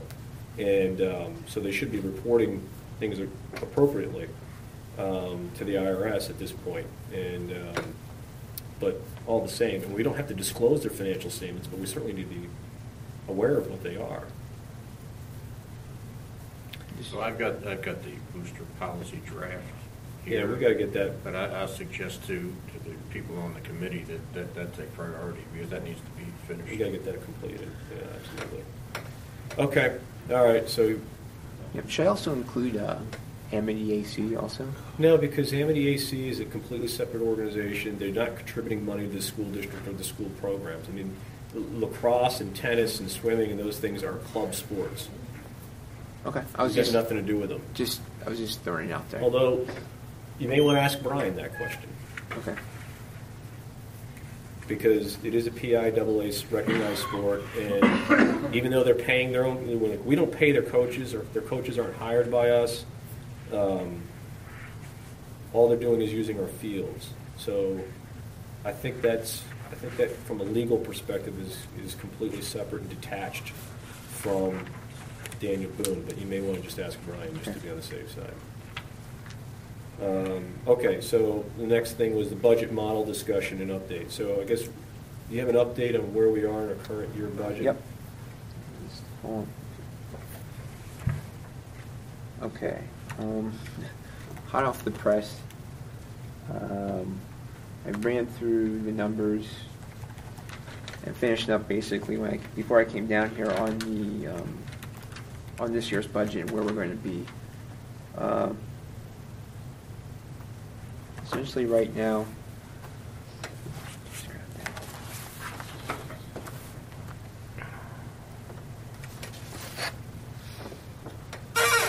We budgeted $50.6 million for revenue. We have budget expenditures of $52.8 million, which is a projected revenue over expenditures of 2.2, which we were going to take out of fund balance. Fund balance as of 6/30 was $4.5 million. If I subtract out the non-spendable of $213,000, that leaves available fund balance of 4.2.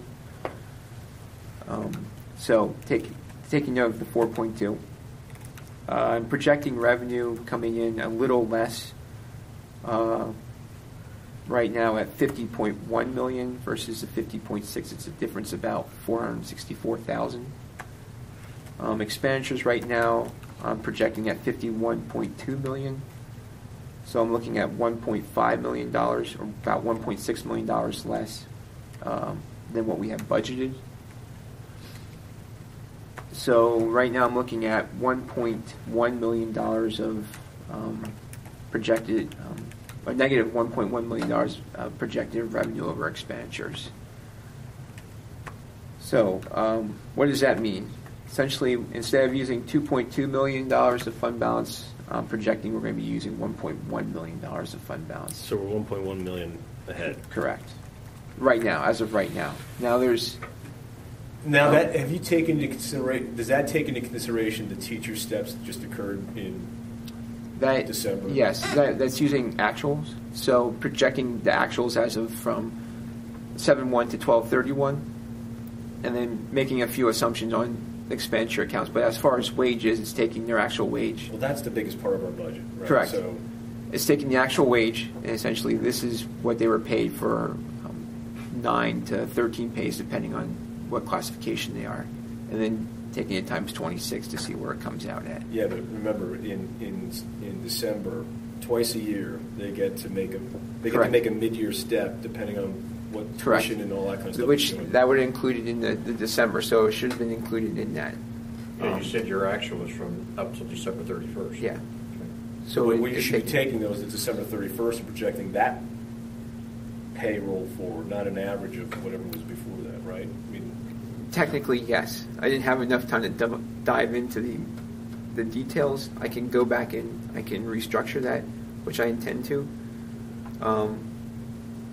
But yes, you would take what their current wage and then That's take what it I'm rest saying. over the rest of the 13 Right. pays, or whatever the number of pays yeah. are. So far, teachers were paid 9 pays through December 31st. So, yes, essentially, yeah, you could do that. Okay. So it could. This is going to obviously fluctuate. What other variables do you see in the next 4 months that might change where we're at? You know, might be unexpected, something that comes up that you're like, oh, well, I mean, because debt is the debt. You know, Payroll should be our payroll at this If- point in time. That's solidified. If you go down at the big pieces of the pie, like snow removal is going to be an issue. the heat. snow removal would be an issue. I mean, but what we budgeted for snow removal was $24,000. We're clearly going to exceed that. We already exceeded it this year. Yeah, sure. So, but it might go. It might. I don't think it's going to double, but it could, depending on what February brings us. And March. It's the utilities. We're still projecting savings in utilities yet, but I did go a little high. Where's the savings coming from the utilities? Electricity and natural gas, and that's because when we went, if you remember when we sat here and we discussed what we did to basically go through the budget line by line. Right. Historically, we've been a little high in those accounts, I see. budgeting wise. So we did knock that down for 14, 15. 15. So that's still some residual effect of the extra budget in those two accounts. But on the flip side is we've had quite a few more repairs that we're kind of are projecting that we're going to exceed our budget in those areas in maintenance. So it's not like it's not washing. There's still savings there, obviously. But the repairs are kind of a concern because of the toll of the infrastructure, the age of the infrastructure. They were running out of duct tape. Duct tape. Yeah. Has Kenny had sat down and tried to, other than the boilers and the BEC, has he made an attempt to identify any other you know, key areas. yeah, big ticket items that we need to be looking at? Or at least maybe getting engineers in here to take a look at to make sure that we're not getting Birdsboro surprised. is right now is what he presented to me as the big hitter. As far as like other areas he's looking at, he has not really come forward to me at all. I haven't really asked. We kind of start talking a little bit about capital planning, essentially. He said he would have the Birdsboro numbers by February 3rd facilities meeting. Yeah, he kind of talked about that today with me. But I guess where I'm going with that is, look, we only got so much money, it's capital rationing. So should we be spending the money on the boiler or replacing windows? Should we be spending more money on the boiler or replacing doors? It seems to me like we ought to be spending money on the boiler and deferring these other costs on, window seals that failed. I mean, if they failed 2 years ago, another year or two isn't going to make much of a difference as long as the windows aren't cracked and and actually leaking air. Correct. We're spending, I forget what the number was, $60,000-$70,000 on replacing windows or something like that. Yeah, it escapes me right now. But yeah, I see where you're going, and that's kind of where I think Kim alluded to this, that having a kind of like a capital plan, and a little bit of just a capital plan, a couple of years out, saying like, look, this is what we see on the radar is going to be. It's called a reserve study. Yeah. Yeah, and I suggested that like 5 years ago, and we haven't gotten that off the ground, and Ken's been doing the best he can, but are you on the facilities committee? No, but I told her I would it's sit just on Tamara it. right now. Dave, are you on the facilities committee? No. I mean, Dave has offered to sit on it until permanent replacement is appointed. I'll try to sit in on there. I think we ought to look in getting an engineer in here to do a reserve study. Was there one done? I think he did show me one that was. He had. Well, let me do this. He got an engineer involved to give us a price to do a reserve study. Yes. And the board refused to get that done. Okay. And I think it would have been money well spent 4 years ago because we would have seen, some of these liabilities coming at us, and we could have planned better for them. I think we ought to call a couple different engineers and get them in here to give us prices on reserve studies going forward, so that we've got a plan. And for those of you who don't know what a reserve study is, an engineer firm will come in and they basically take a look at all of your infrastructure, your buildings, your sidewalks, your streets, your lights, your mechanical equipment, everything in every single building on every piece of the campus. And each one of those things has a life cycle, and there's a cost to replace them. And so what they do is they evaluate what the current condition of that item is, a roof. And they say, well, this is it's a rubber roof, whatever. It's got a 50-year life expectancy. This one was installed 10 years ago, so you got another 40 years to go. But this particular roof looks in terrible condition, so you're going to have to replace it in 20 years. And the cost to replace it's going to be $1 million. So that goes in 34 at $1 million. And they fill out a calendar of expenses for every single item that you could possibly think of. And then you can see every single year how much money you're going to need to spend to upkeep your capital infrastructure or replace or repair things. And then they take a look about how much money you have set aside right now for capital improvements, and then they come up with a recommendation about how much you should be putting aside every year for the next 20 years to pay for all these things. And it's not something that's set in stone because nobody can say exactly when something is going to fail, but it's a pretty good guideline that you can use for planning your budgets. And I just think we ought to be looking at getting that done. Might be sorry we started that rot up, but What's that? might be sorry we stirred that pot up, but we probably need to. Well, we could keep putting our heads in the sand and wait for the next shoe to drop, or we can, Yeah, We need to know, we need to plan, Mike. I agree. We were just talking about our debt service, and people don't realize that's assuming we don't borrow another dime for the next 20 years. Right. We had this discussion when the stadium came up. That's why this thing got kiboshed. Because at the same time, I was like, we need to do a reserve study so we understand what our capital needs are going forward. Because even when we were looking at the stadium, I forget what the track or the field was $400,000 for the AstroTurf field, but it has a lifespan of 7 years because the ultraviolet light breaks it down. And so we're using debt that was a 20-year debt to pay for an item that's going to last 7 years. And so, according to that schedule that we were looking at, I was like, well, gee, where's the other $400,000 or $500,000 going to come in 7 years? We're going to replace the field. And that 7 years is fast approaching. So I was like, we ought to get a reserve study done so we understand what these costs are going forward before we start embarking on this project. I know everybody wanted it, but we got to figure out how we're going to pay for it, not only now but later. And well, here we are. So, yes, sir. Is there a study go as far as doing a vibration analysis of the main air handling bearings and such? It doesn't necessarily go into that detail. What it'll do is it'll come in and take a look at an air handling piece of equipment, and they'll say, okay, well, how old is this piece of equipment? What's the cost to replace it? How's it running now? I mean, some things could be in great condition. You're going to say, yeah, the lifespan of this thing is 10 years, but, my goodness, this thing is in great shape. You could probably get another 8 years out of this thing when it should have expired, in 2.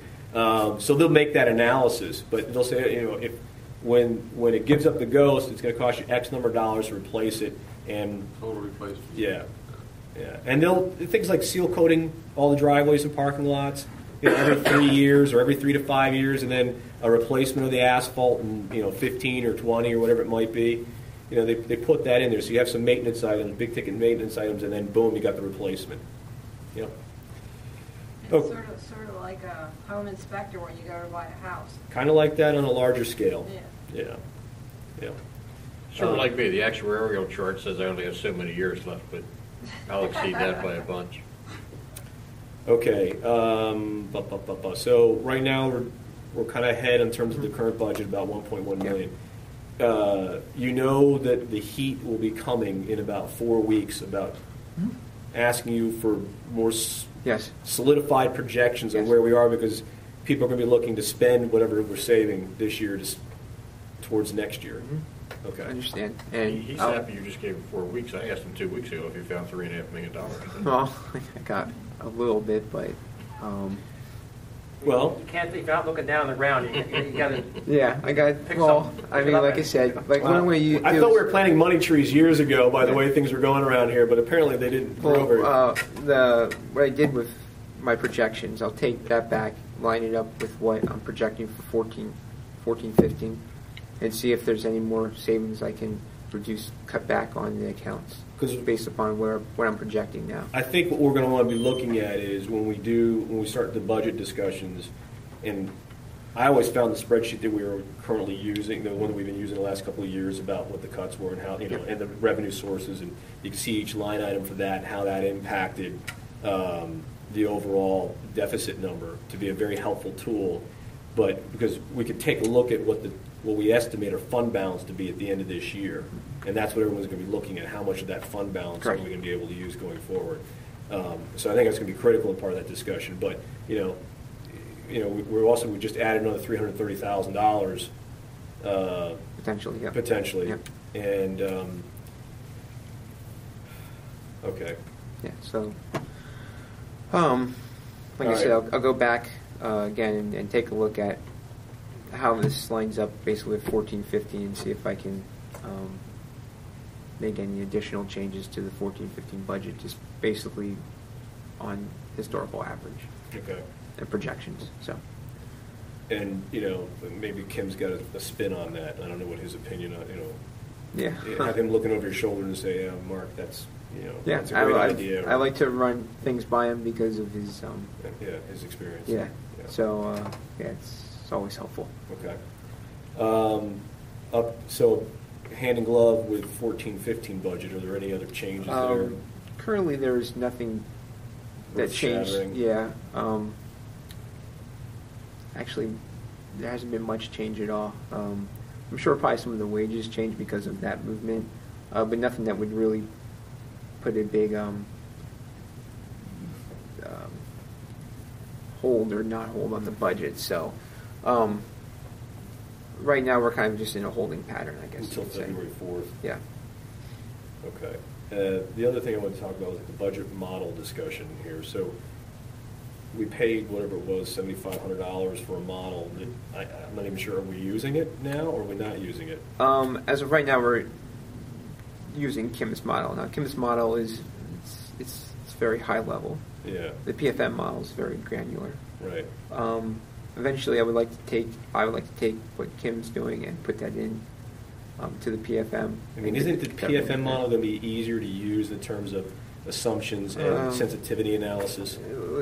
Sensitivity analysis, yes. Yeah. Because it's, like I said, it's very granular. Right.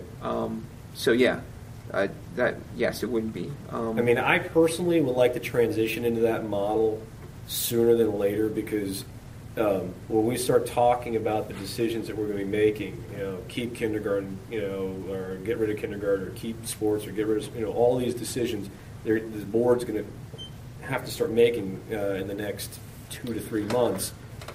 That sensitivity analysis is going to be very helpful. I can start working on getting that in. How daunting a process? I mean, how It will- detailed does it? Detailed as the Have model. you seen the model?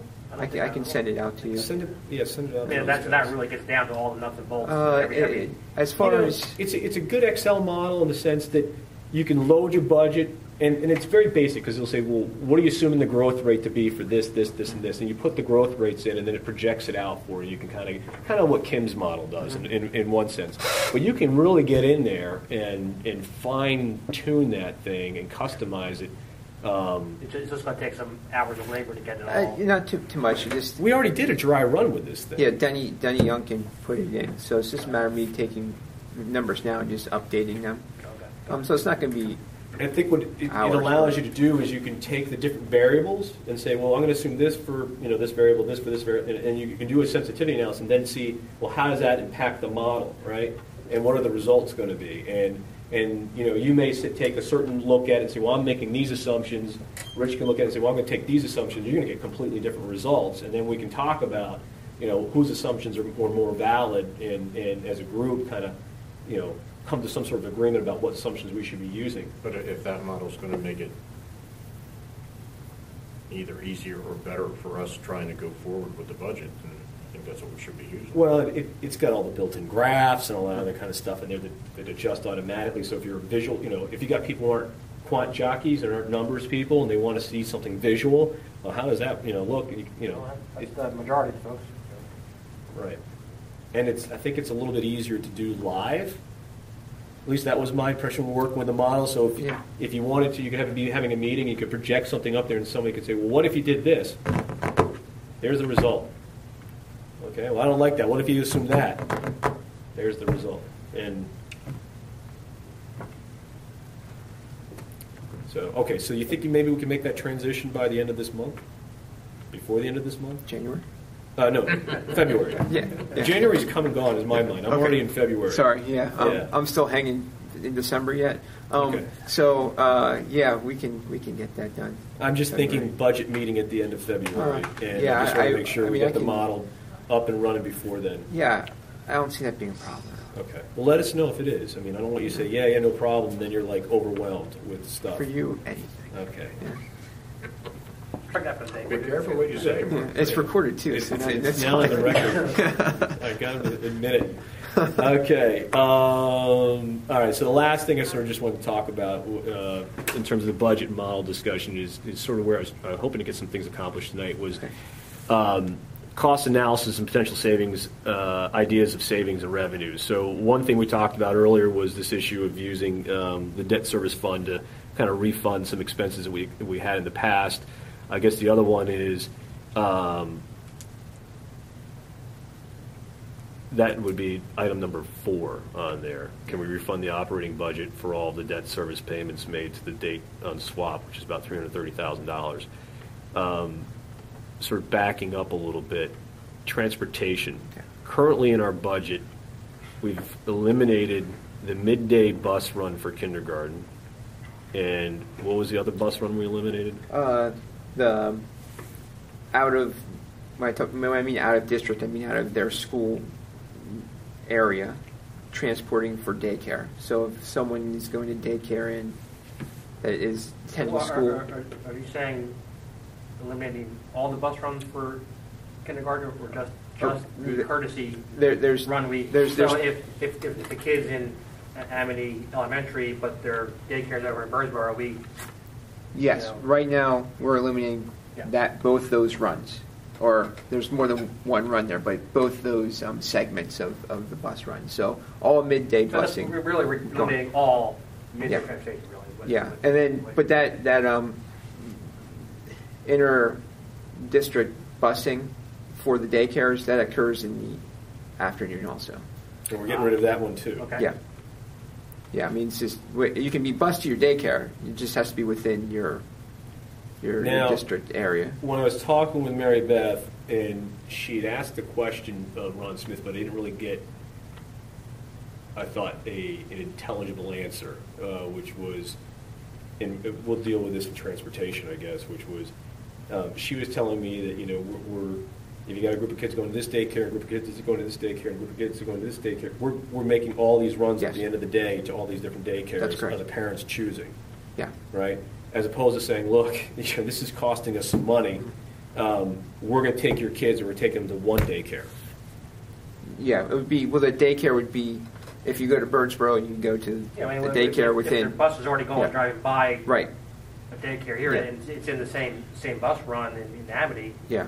Instead of having, Doesn't- it doesn't have to be one daycare, it could be any daycare in Amity and the Amity zone, any daycare in the, Birdsboro, Union Zone, or wherever the And then MEC, Monocacy, whatever, yeah. Monocacy Yeah, zone I got is, whatever. the impression I got was that they're going to multiple daycares within each zone. Yeah, I think the issue is going from, like, if you're in Amity, yeah. going to a That's exactly right. Daycare If- or- yeah, that's exactly right. It's they can go to, the bus would be going to multiple daycares because they're probably on some route at some place that they're just dropping off at the daycare. But it's when you're crossing from, if you're attending Birdsboro and we're busing you from Birdsboro over to Amity.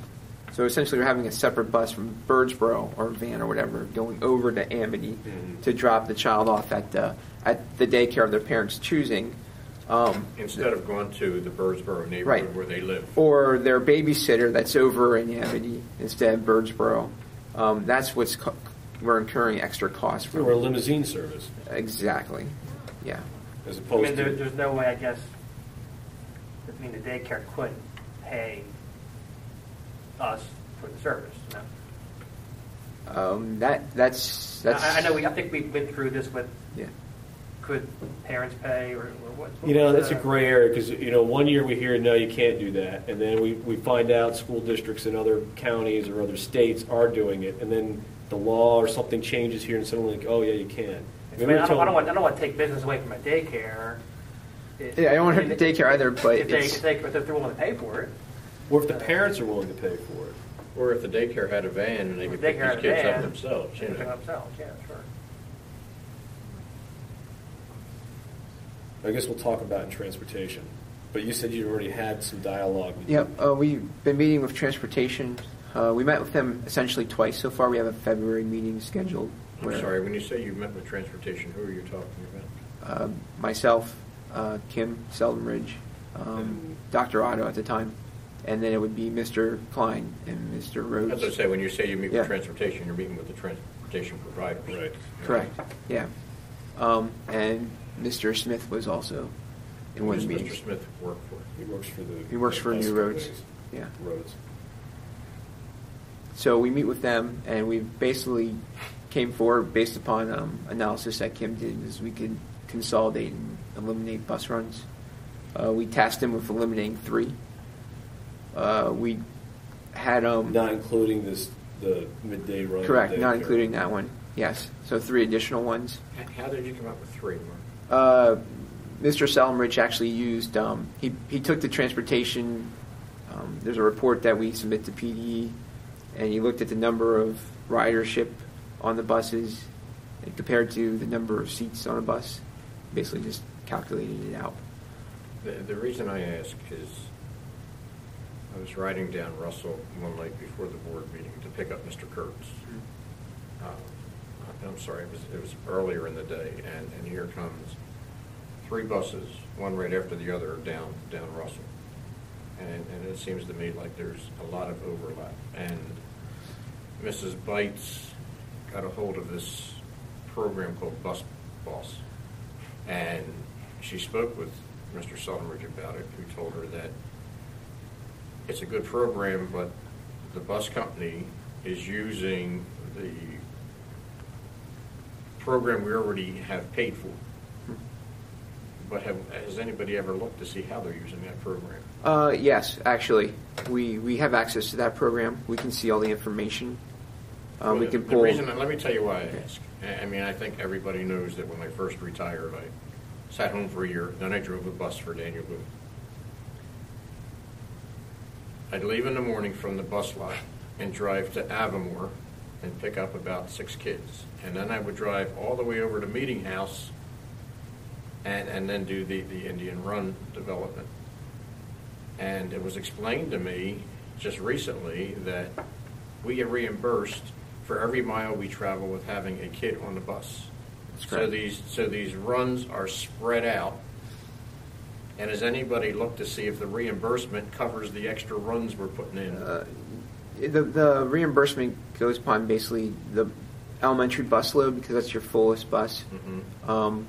And it's kind of an interesting formula that how they derive that reimbursement. So we are taking a look at that, and we actually had a district employee ride some of the bus runs, specifically the one that goes out French Creek, and it was, yeah, we actually are proposing. We mentioned it to the bus company that we could consolidate the middle school and the high school bus run because they're saying 2 buses out that way. Essentially, the bus would. Our plan calls for the bus to drop the high school kids off en route to the middle school. Right at the right on the sidewalk, they can just walk right up to the high school.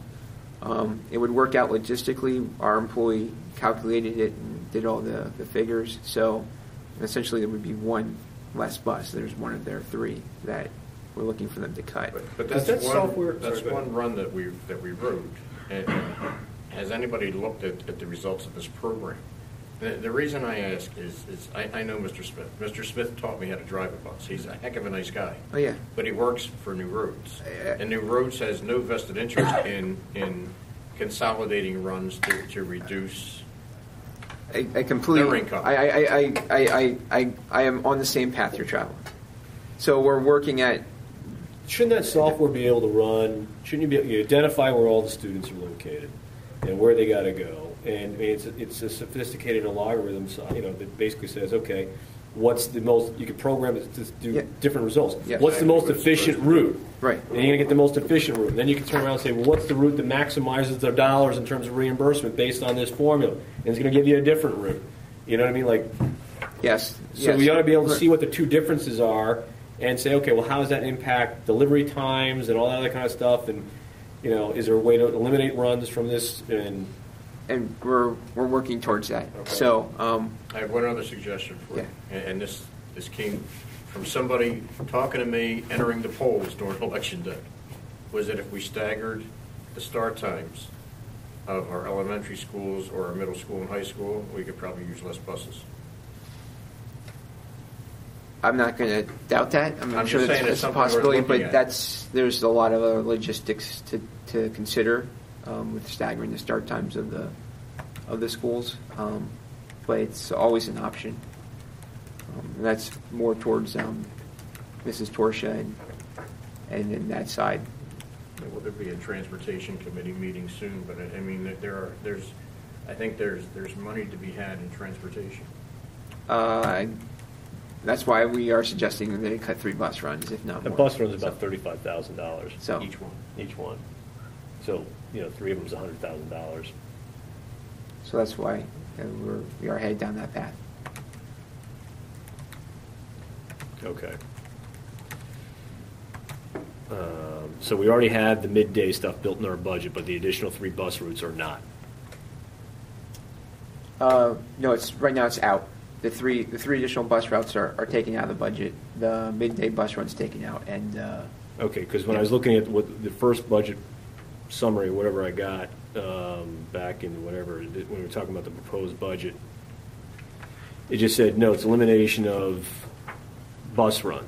And it talks about midday bus run for kindergarten, $138,000, $139,000, daycare bus runs, another $30,000, for a total of $169,000 or $170,000, but it doesn't talk anywhere else in here about. That was a separate line, I believe. It was on that when we looked at how the spreadsheet that we balanced the budget on. There was a separate line, $105,000. So these 3 buses that you're already talking about are already in our. We've already taken account of those. Yes. Okay. Yeah. So anything beyond 3, we have to hit 3 to at least make the target that we've already talked about. Yes. Sounds like you're Okay. pretty confident we're going to hit the 3.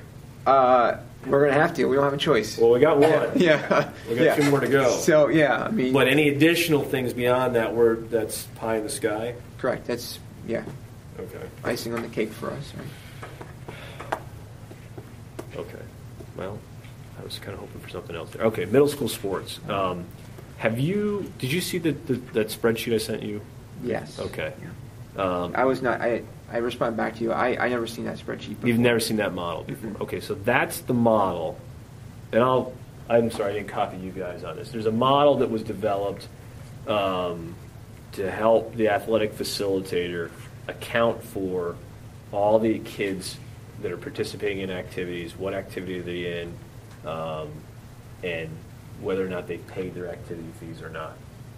Okay, it's a model that she's been using.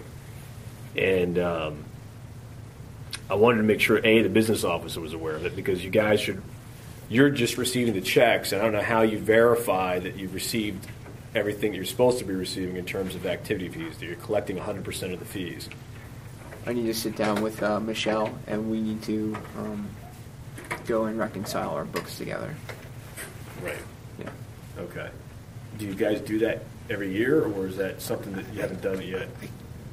It's something that I plan on doing. Okay. I don't know if it was done in the past. I can't speak for that. Okay. So, Yeah. so right now it's based on what Michelle is coming back with, saying. Well, we do have some of the information because of this year was the first year we started collecting the athletic fees in-house.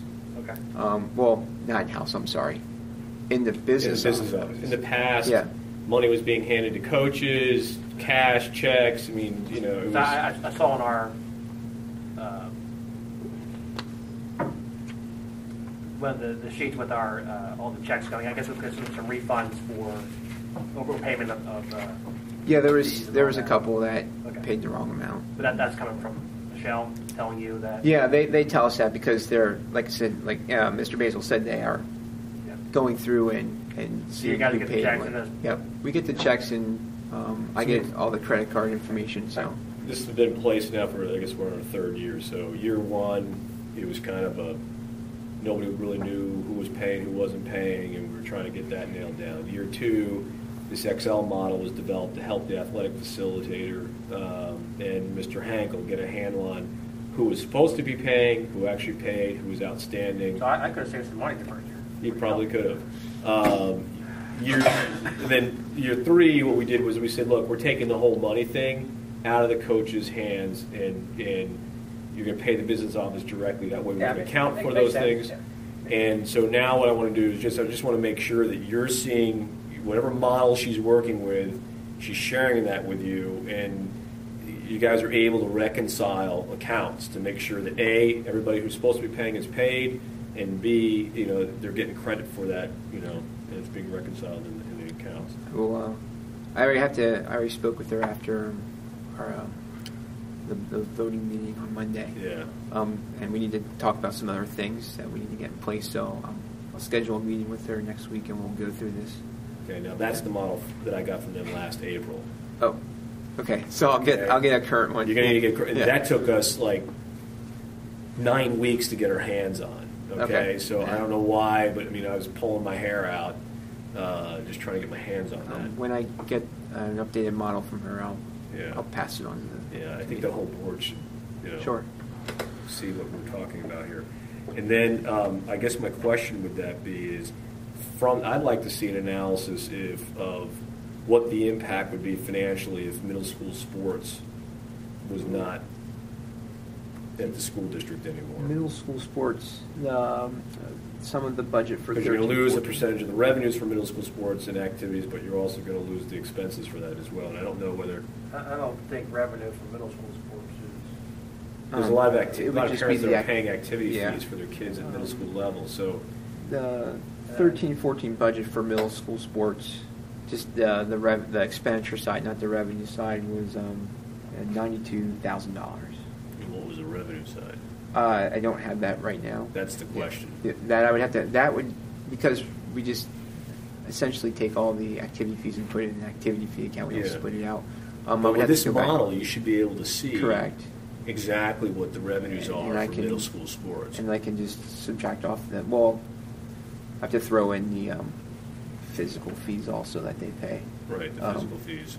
But yeah, I'm sure there would be. I mean, it's obvious it's not break even, but I can calculate that out. I'm just curious because in the past, MA Athletics has indicated that they might be able to come forward and support middle school sports. And you know, I know their board was sort of talking about it again. Well, they've been talking about it for the last 2-3 years now that we've been, you know, every time, you know, getting rid of extracurricular activities has come up. And I don't know whether they will or they won't or they can or they can't. I just know that it's been brought up in the past, and I don't know if it's all the sports or just a few of them, but I think, you know, depending on where we are with our budget, you know, that may be something we need to be aware of. My understanding is they've made some contingency plans to take Yeah. them on once we tell them exactly what we'd like them to take on. Right. And I don't know if they're prepared to just take on soccer, or they're prepared to take on soccer and football and you know, volleyball, whatever else. I don't know whatever else is in that list. So I guess the question would be is, you know, from a financial standpoint, how much money is it costing us to run middle school sports? How much revenues are being generated by activity fees to cover those costs? And, you know, is it net? Is it only $30,000 expense to the school district, or is it $80,000 or $90,000? You know, $85,000 if it costs $92,000. I don't know what the number is. So I would think if there's more revenue there, maybe it's a de minimis amount. We wouldn't bother. I just don't know. So I guess that's something we're going to need to talk about shortly also, because the decision for that is going to be coming up in 3 or 4 weeks. Okay. And that, I think if you get those answers, you just send it out to the whole board. Okay. You don't have any days off planned next month, or February? Not that I'm aware of. Okay, good. No, I think he Doesn't means sound have you like set up a cot in your office, is what he's asking. Yeah, exactly. No, the laptop comes home with me, Yeah, so. I hear you. All right, I'm going to jump around a little bit. River Rock status. Yes. How are they doing? First of all, well- I know they weren't really planning on enrolling kids just yet, but I mean, where are they in sort of getting in the building and getting set up? And That one I can't answer. That one would be for Mr. Smith to answer. Okay. We did. I did tour the building twice last week for our section, and when we I didn't think there was much movement at all towards that end of the building. This month, the invoice we paid for this month was the first month we took advantage of. Right now, the 2 free placements essentially. So that was a little bit of a savings because we had been placing some kids there, definitely over 2. yeah, we got like 7 kids at River Rock. Yeah, we've been doing pretty good by sending our kids there Yeah. to the Wilson facility. Right. So when we move them in August, I'm sure it'll change. And I guess what I was wondering was Mary Beth Torch, and maybe this is a question for her. She was, you know, going to be working with them to help them, you know, basically get the word out to neighboring school districts, Boyertown, Ole, Pottstown, Owen J. Roberts, Twin Valley. Hey, you know, there's going to be a River Rock facility adjacent to you guys. Send your kids here, because the sooner they amp up in terms of their enrollment, the quicker our numbers click up in terms of correct. cost savings. So and I believe it's in our interest to have their enrollment. I believe the word is semi on the street already. I know we were actually transporting. At one point, we were going to transport 3 students from Exeter to the River Rock location, which obviously, with the proximity to Exeter, to Daniel Boone, it'd be much closer for them to come to Right. our center than to Wilson, be a savings for them. Right. So I know that they're aware of that. So as far as getting it out, to the other districts. We would have to talk to Mrs. Torsch about that. But with our own students, we've been doing fairly well and steering those placements towards that setting. Okay, so is there any way we can get an enrollment or talk to, what's his name, from River Rock, or get Mary Beth to talk to him about where he's projecting enrollments to be for 14-15? Yeah, we can see what we can do with that.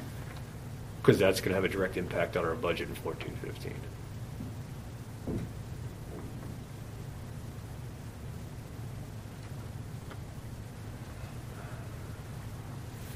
All right, we're fast approaching 9 o'clock, so I was going to try to hope to wrap things up here. Quick question on River Rock. Yeah.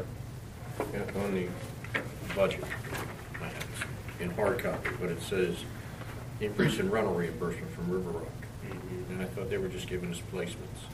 Well, you can look at it as the more placements they give us, the less money we spend. Oh, right, I realize that. That's over here, a reduction in They'd be paying cost. a portion of the utilities. $37,000 here. That's their portion of the utilities. Oh, that's based utilities, upon okay. a percentage of square footage that they would inhabit in the building. So that's projected utilities for APC, and then their portion that they would reimburse us as. Okay, I didn't realize what that number was. Yes. Okay, thank Yeah, you. and then I think there's some other things that they would pay as being a tenant in the building, just beyond utility. I think there's some percentage of snow plowing for the parking lot. Right, But but they in would here you have. There's 37,000. Yeah, that's on the utility side, but I Yeah. believe on the revenue side. It shows 137,000. 137,000, which In cost avoidance. Yeah, which that's- includes transportation. Yes. And 2 students, right? 3. 3 Yeah, students. when they move into the moves building from as 2 of to August 3. 1st, whatever, we get 3 placements. Right now it's just 2 because Based on a certain enrollment. no, 3 is the base. That's When what I'm saying. Yeah, But as their enrollment goes up, we get more slots. We get Correct. more slots, Yeah. which means we get bigger cost avoidance, which, right, so it's, correct. hence my focus on Marketing. marketing Here, Yeah. it's on their transportation. behalf if need be. Transportation, 65 Right. grand. Yeah, Placement, exactly. 70,000. Exactly, that's based on, I thought 70 was 2 students, that's 3 students. That would be 3 students, yes. Okay. So, okay, and then we already sort of talked about item 6, which is capital reserve study and pro forma, redistricting. Yeah, that's I brought this up because that's something we sort of talked about, and, clearly that's probably not something for 14-15, but probably 15-16 is something we should be looking at. Yeah, I know there, Dr. Sanker and Kim and Mrs. Torsha all had that conversation. As far as the cost and what we would need to do, right now it's just more discussion of what we're going to do with that. I was talking to Dr. Sanker about it. She would prefer to wait to 15, 16. It depends on the cost of repairs to Birdsboro. I mean, we're going to have to sit down and decide, do we spend potentially another couple $1 million for 1 year, which that's something we'd have to talk about. Yeah. So, I mean, she actually has a plan, or she's working on a plan now for some redistricting now. Whether it's full-fledged or not, I don't know yet. I guess what I'd like to know, and I don't know whether this is, I'm assuming it's finance, because I'm going to bring it up here. I'm not sure whether the committee would handle redistricting at this point, but somebody should probably map out for us what the steps are in terms of the conversation. So where do you start? Do you do a population census? Are you looking at building capacity? You're looking at transportation. You're looking at what are the variables that you go into consideration? What's the process for doing this? And how long does something like this take? And I don't know. I mean, I don't know if it takes 3 months and you can make a decision on this, or this might. Well, what you're going to have is, obviously that's a big thing for the public. So you're going to want to have some, meetings that the public needs to attend to hear a discussion, because you're going to have some feedback, obviously. Well, what you have is the things that were just mentioned, the transportation, the capacity, Yeah. the population, and all that business. I talked to Brian Supers about this at Dr. Otto's little going away thing, and he said legally the only requirement is that you hold a public hearing. And that is going to be the thing you've got to set up. Probably going to take more time than anything else. Well, I know when we close a building, there's a process for that too. You have to notify employees, you have to give them 30 days notice from when, their date of employee is going to be terminated, and that's going to be done before the start of their new year. So you start from a September or late August date, come back 30 days for notification.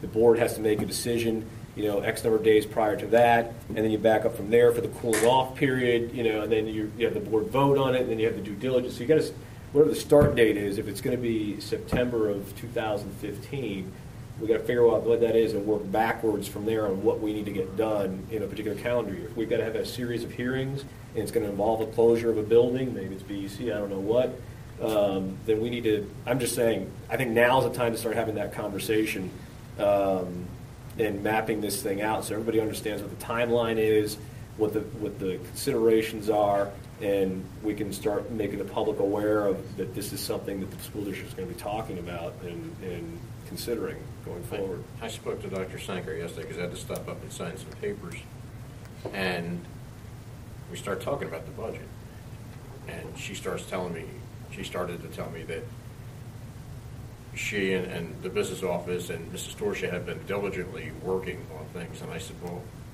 it'd be nice if you start sharing them with us so that we're not duplicating each other's work. Mm-hmm. And so she assured me that by the committee of the whole meeting, we'll have a better handle on what she's working on and what ideas she has. Okay.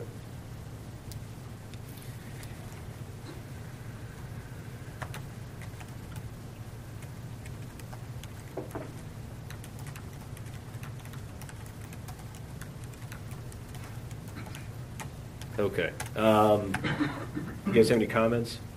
I don't want to exclude you from the I know conversation. you have River Rock gearing up and everything, but the way it sounds like Birdsboro is falling to the wayside mechanically, would it not be to our benefit to, because I guess we put about $9 million or something in the APC to bring that, to flip the Birdsboro over in the APC and go from there? Yeah, I'll tell you, I'm sorry, did you? No, go ahead. First of all, we can't. I looked at the contract. River Rock is in there. The requirements for us to give them notice that we would want to terminate the contract, they're in there for the next year. And with the feedback from the community not even wanting River Rock in the building, there's no way we're going to mix our elementary kids and River Rock kids. I mean, actually say. You're saying put River Rock, get rid of River Rock completely, but take our kids out of BEC and put them in APC. Yeah, say, hey, I'm sorry. No, or if we have to have River Rock there for a year, okay, you're only going to be here temporary because we need the spot now because we may do that. So look, we do have a ripcord in that contract. We can terminate within 6 months' notice. So with or without cause. So as long as we give them notice by next December that they got to be out of there, well, I think we they have can very move. ample Now, cause if Birdsboro is taking a. one of the things I think we need to talk to them about, I mean, APC obviously is an ideal location in terms of visibility and accessibility and everything else, whereas BEC is a little bit more difficult to get to in terms of transportation and things of that nature.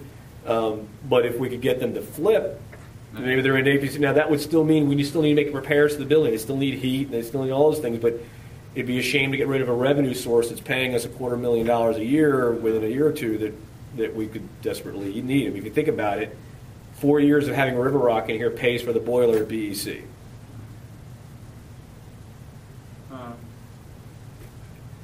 Whereas otherwise, we got to cough up $1 million, and it comes from nowhere. It comes from the taxpayers.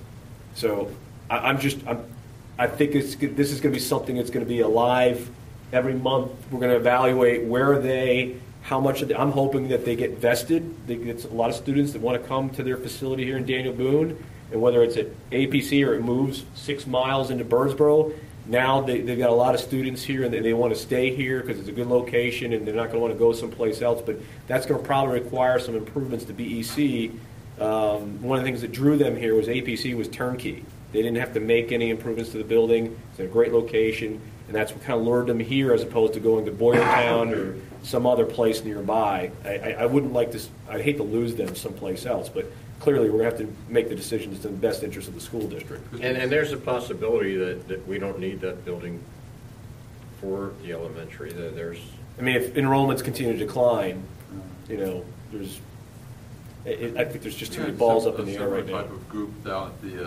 at the township building at one time, didn't we? Manitou or whatever they were, yeah. And who's going to feed them? That's my obvious question. They feed themselves. They do? Yep. They bring their own food in, and they're just like Dave's sons. They Bring their own food in and look at wanted, yeah. No, they bring their own food in, and they have a van that comes in with lunches and stuff, and they serve that to the kids. And so the kids show up; they don't bring anything with them, and Because all the It just seems like a shame because they have all that equipment there. all that equipment went to Birdsboro. didn't it? yeah, most of our equipment was moved out of there and is in You other know, facilities. I've been in there, and there's still some equipment that could be used, you know. Yeah, Ken Smith's in sort of charge of where the equipment should go as it's needed. I mean, I think it saved us some money because we're going to need to spend some money in one of the other buildings to update some of the equipment. We just took it from APC and moved it over there. So, okay. So the last thing was developing a finance committee 12-month calendar, and from your perspective, what are the things that we need to be addressing each different month, in terms of as a committee reviewing certain things and making recommendations to the board so they can make decisions at the board meetings. I mean, clearly we have the budget, which we know we start working on. We do a post-mortem in August, and early September for, the year prior. And then we try to get you guys amped up to give us something in November that we can, have a conversation about the November meeting, the Finance Committee meeting, and then it's something the board can consider in December. But beyond that, and I think that's a lot, should we be reviewing, lunch prices every February? Should we be looking at? I think that's one of them. I think, putting the food service on. We've been doing this now for 4 meetings, 5 Yeah. meetings. I think it's beneficial to talk about and discuss it to let you know what's going on. I think the fund balance and doing a projection.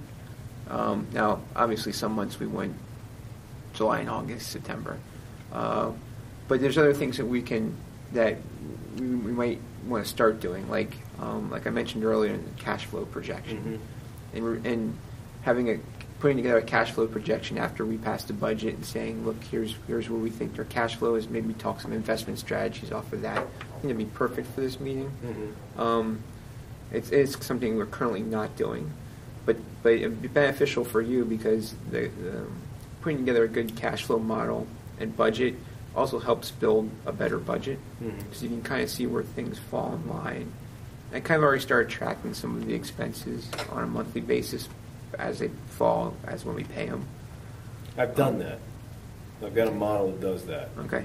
And I'll share that with you. Okay. Because I got a lot of questions based on, that's when I was asking you for those summary sheets, because I track those major expenditure items.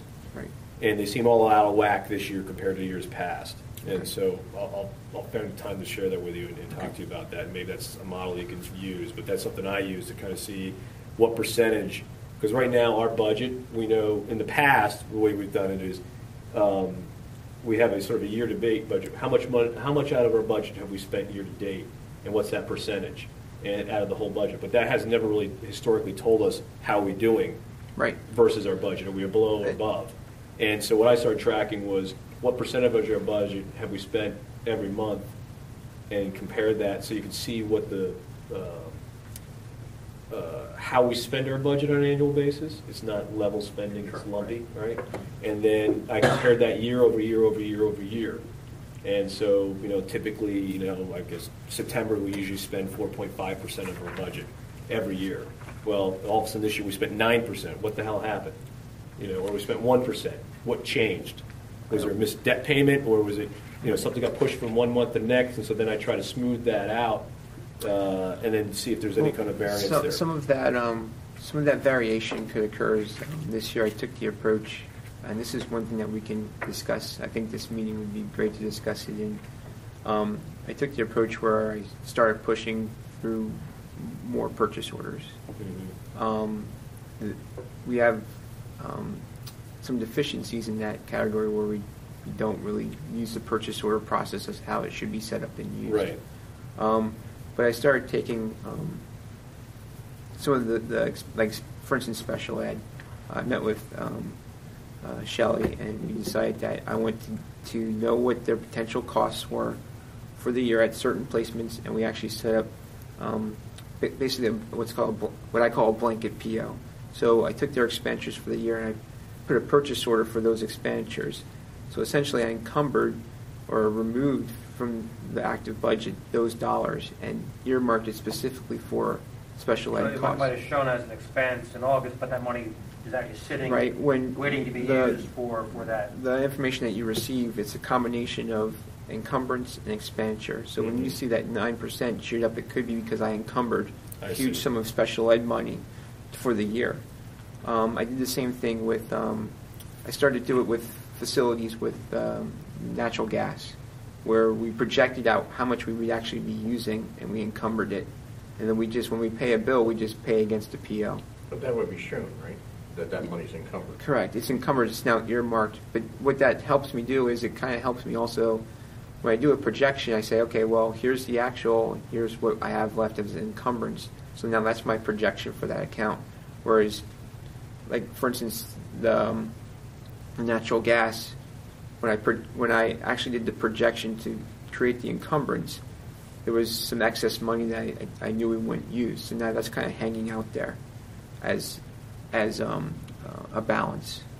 So it kind of helps me with my projections, and I kind of already pre-projected essentially that account. And that's one thing that we can discuss and bring forward. It would have to obviously go to policy committee, but our purchasing policy that the district has, I think it could use some. We'll tightening up. Yeah. And I think this is a perfect tool with the minds in this room to prepare something to give to policy committee. Yeah. Well, I read Kim's report. That, I mean, for the past 2 years, I've heard the administration saying they've had a spending freeze. But then I read Kim's report that said things were purchased without going through the proper channels, basically. The district has had a spending freeze for several years. And essentially now it's become where no one spends after a certain time unless it's otherwise a necessity. So I haven't had to really have too many, no, you can't have this because we're in a spending freeze conversations. But the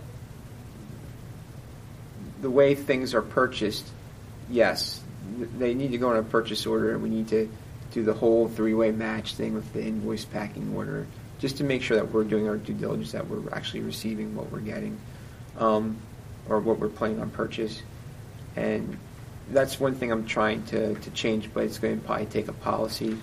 You have a culture shift that you need to deal with. Yes, it's more like a paradigm shift, and to get people to buy into that and understand what we're trying to do. There's some other nuances that go on there, but this is one of the things I think we can discuss and set up in this meeting. Not that I don't want to fill your time with anything other that's great and important, but that is one of the things that this district would really benefit from having and following. What I'm trying to do, my goal with this would be to institutionalize best management practices. Okay, that's my goal. And because we come and go, and business managers come and go.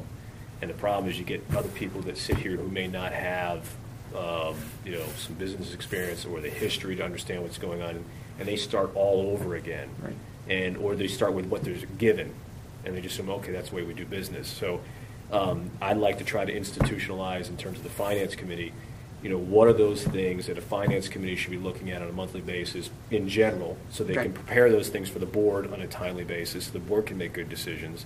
And then B, what are the hot ticket items that we should be dealing with, that are specific to Daniel Boone, going forward, so that, as different people come on and off this committee, those that come on, it's a little bit easier for them to get up to speed, and it's a lot easier for them to understand what's expected of them.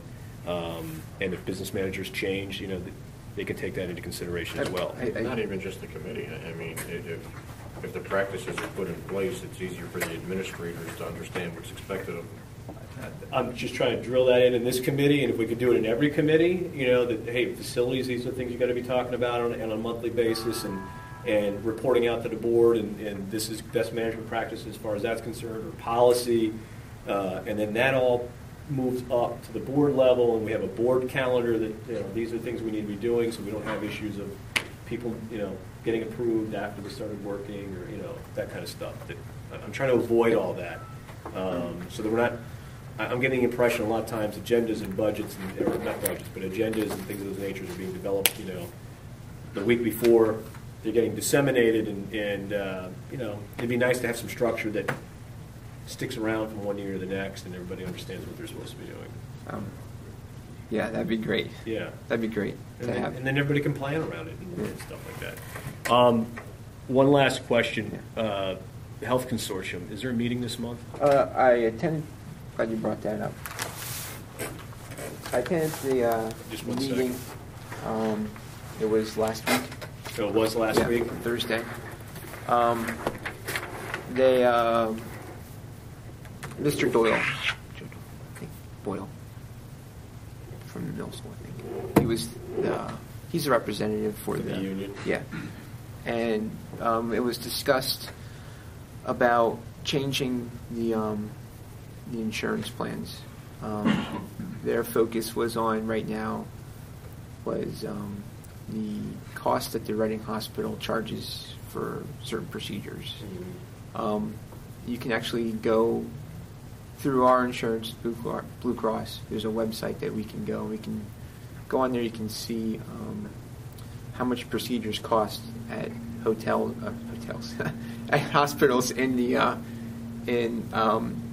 that are covered in our area. And it was clearly stated that the Reading Hospital charges more.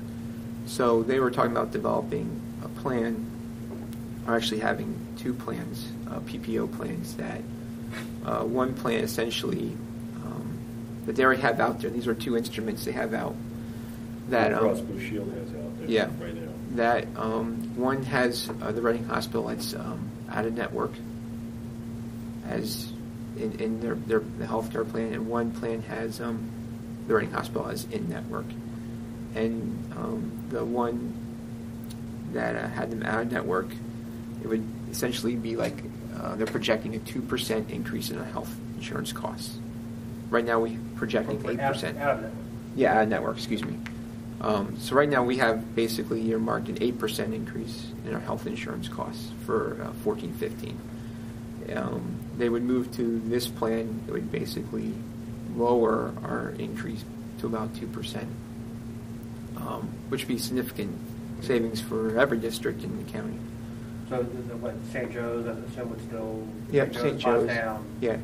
It would just be the Reading Hospital, would not be the subsidiary doctor's offices. Not the doctor's group, just Correct, the like actual hospital. Correct. And then they would incentivize the participants to move towards that plan somehow by either having a lower deductible. And the one thing that we control on the district level is we control how much an employee contributes to their health plan. It is in the contract. Yeah, we don't control it that much. I mean, it's locked in the contract right now. Correct, but we have the ability. We have the ability to control when that contract gets open, and that's one way we can maybe incentivize.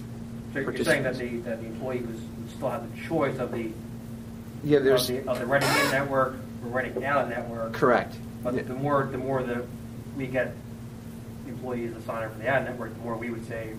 Correct. The other plan that had Reading Hospital in network, they're projecting that it would be about, I think, 6 to 7% increase. So there would be about 1 to 2% savings for us. The deductible's a little higher on that plan, which is not any concern of us right now. I guess that there's no way to. I mean, we can't say you have to take the out of network. Correct. Well, No, but the incentive is for them to take the other plan because it's lower deductible for them.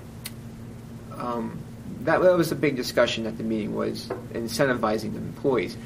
And the one thing is, because of where our location is and where our employees live, they might not even use Reading Hospital. So it might be even more of an incentive for our employees to go on this plan versus, and we have to do some work and some education of the employees to say, hey, take a look at this. Another thing that for the employee side is, if they're going to Reading Hospital and there's a deductible that needs to be paid, well, and they're paying a higher cost, they could be paying a full deductible versus if they went somewhere else and maybe they weren't paying as much deductible because of the cost of the procedure. So it's an education that we need to give the employees, and that all the tools are available for them to use to be able to do this. has there been any discussion as it relates to Obamacare and its impact on? Yes, part of these plans would start sufficing some of those. Taking us out of the so-called Cadillac portion. Yeah, we're not scheduled to hit the Cadillac for current plans. It would be a year after the Cadillac tax or plan happens that we would actually be considered in the Cadillac plan then. So we have a little grace period. As a district, we need to look back, start a look back period, and start going through to see who's not being covered now, and then those employees that are being covered, is it, quote, affordable? Those are two things that we need to do as a district. But having these plans would, the third option that they're going to propose is a 60% plan that we can offer employees that would qualify with the hours, 30 hours, but saying, yeah, we offer them a plan, but it's just, they probably wouldn't take it because it's like paying 60% of the cost of the insurance. But these plans you're talking about at least put us on the path to complying. Yeah. Well, we want to avoid the Cadillac tax. Absolutely. Yeah, and then this would help with that for sure. Okay. But I don't understand about the Cadillac tax, so the district has to pay it, not the employee. Correct. Yeah. Because, I mean, It's like another $5,000 an employee. I know the unions were upset about that because they're like, hey, we supported Because you. they supported Now Obamacare, yes. we're going to pay. Well, that means we have less money for everything else. And one thing I believe is, I think it's, and I can take a look in the contract here. I believe that in the collective bargaining agreements, it states that we have to offer them health care. It doesn't say specifically what plans offer. And this, Well, it says it has to be an equitable plan to what we're currently in. correct. And these plans, I mean, this is what the consortium is, or the trust, excuse me, is offering. Right. So, And if we were to go out of the consortium, we'd have to find something similar. I mean, that's Yeah. the other thing, is we can opt out of the consortium. correct. We can but opt we have out. to offer a comparable health care package to what the consortium is offering. Correct. And that would, obviously, we'd have to do our due diligence because being self-insured, right now, all of our bills and everything are being spread amongst all the members in the trust. That's why you have the trust. And Right. they're doing fairly well financially with the reserves that they have and everything. So, There's your penalties. I don't know if necessarily making the recommendation to leave the trust would be the best for us as a district right now. But seeing what we can do, when we can open up that contract, Came and out of the tax of the employee, not the Yeah. district paying. that's the big key When's here. the next meeting? Next meeting, I believe, is in April. Oh, boy. I can get you the date for sure. Yeah, I mean, if you can send that around, And then if you I'd would like to be able to go. attend one of these meetings. Yeah, actually, no, I have it in my calendar. Pretty sure I did. Okay. I'll get it to you. You guys have any questions? Yeah, I was just going to say, the way you described it previously, I think, just sort of like a Daniel Boone School District departmental SOP, or the guidelines of each department having a certain, so when everyone isn't here anymore, it's still a structure there that you can keep building on. That's what we're trying to, that's what I'd like to see accomplished. Yeah. So that there's some structure and process in place that it encourages best management practices for the school district. You know. We've been trying very hard to put tools in place, whether it's financial modeling or maybe it's reserve studies or sensitivity analysis and all this other stuff that was never here when a lot of poor decisions were made in the past. That these tools not only are available for future boards, but it's part of the culture to use them, and nobody would even think twice about not using them. So that now people can start to make good decisions that come up in the future. Here's some information on swabs that might, and our spot in particular. Any other comments? My ankle's getting numb. Your ankle's getting numb? Do you have any questions, comments? Mark, do you have anything else to add? No, I'm good. Okay, coming up. Thanks. All right, thank you. That's the end of the meeting. Appreciate it.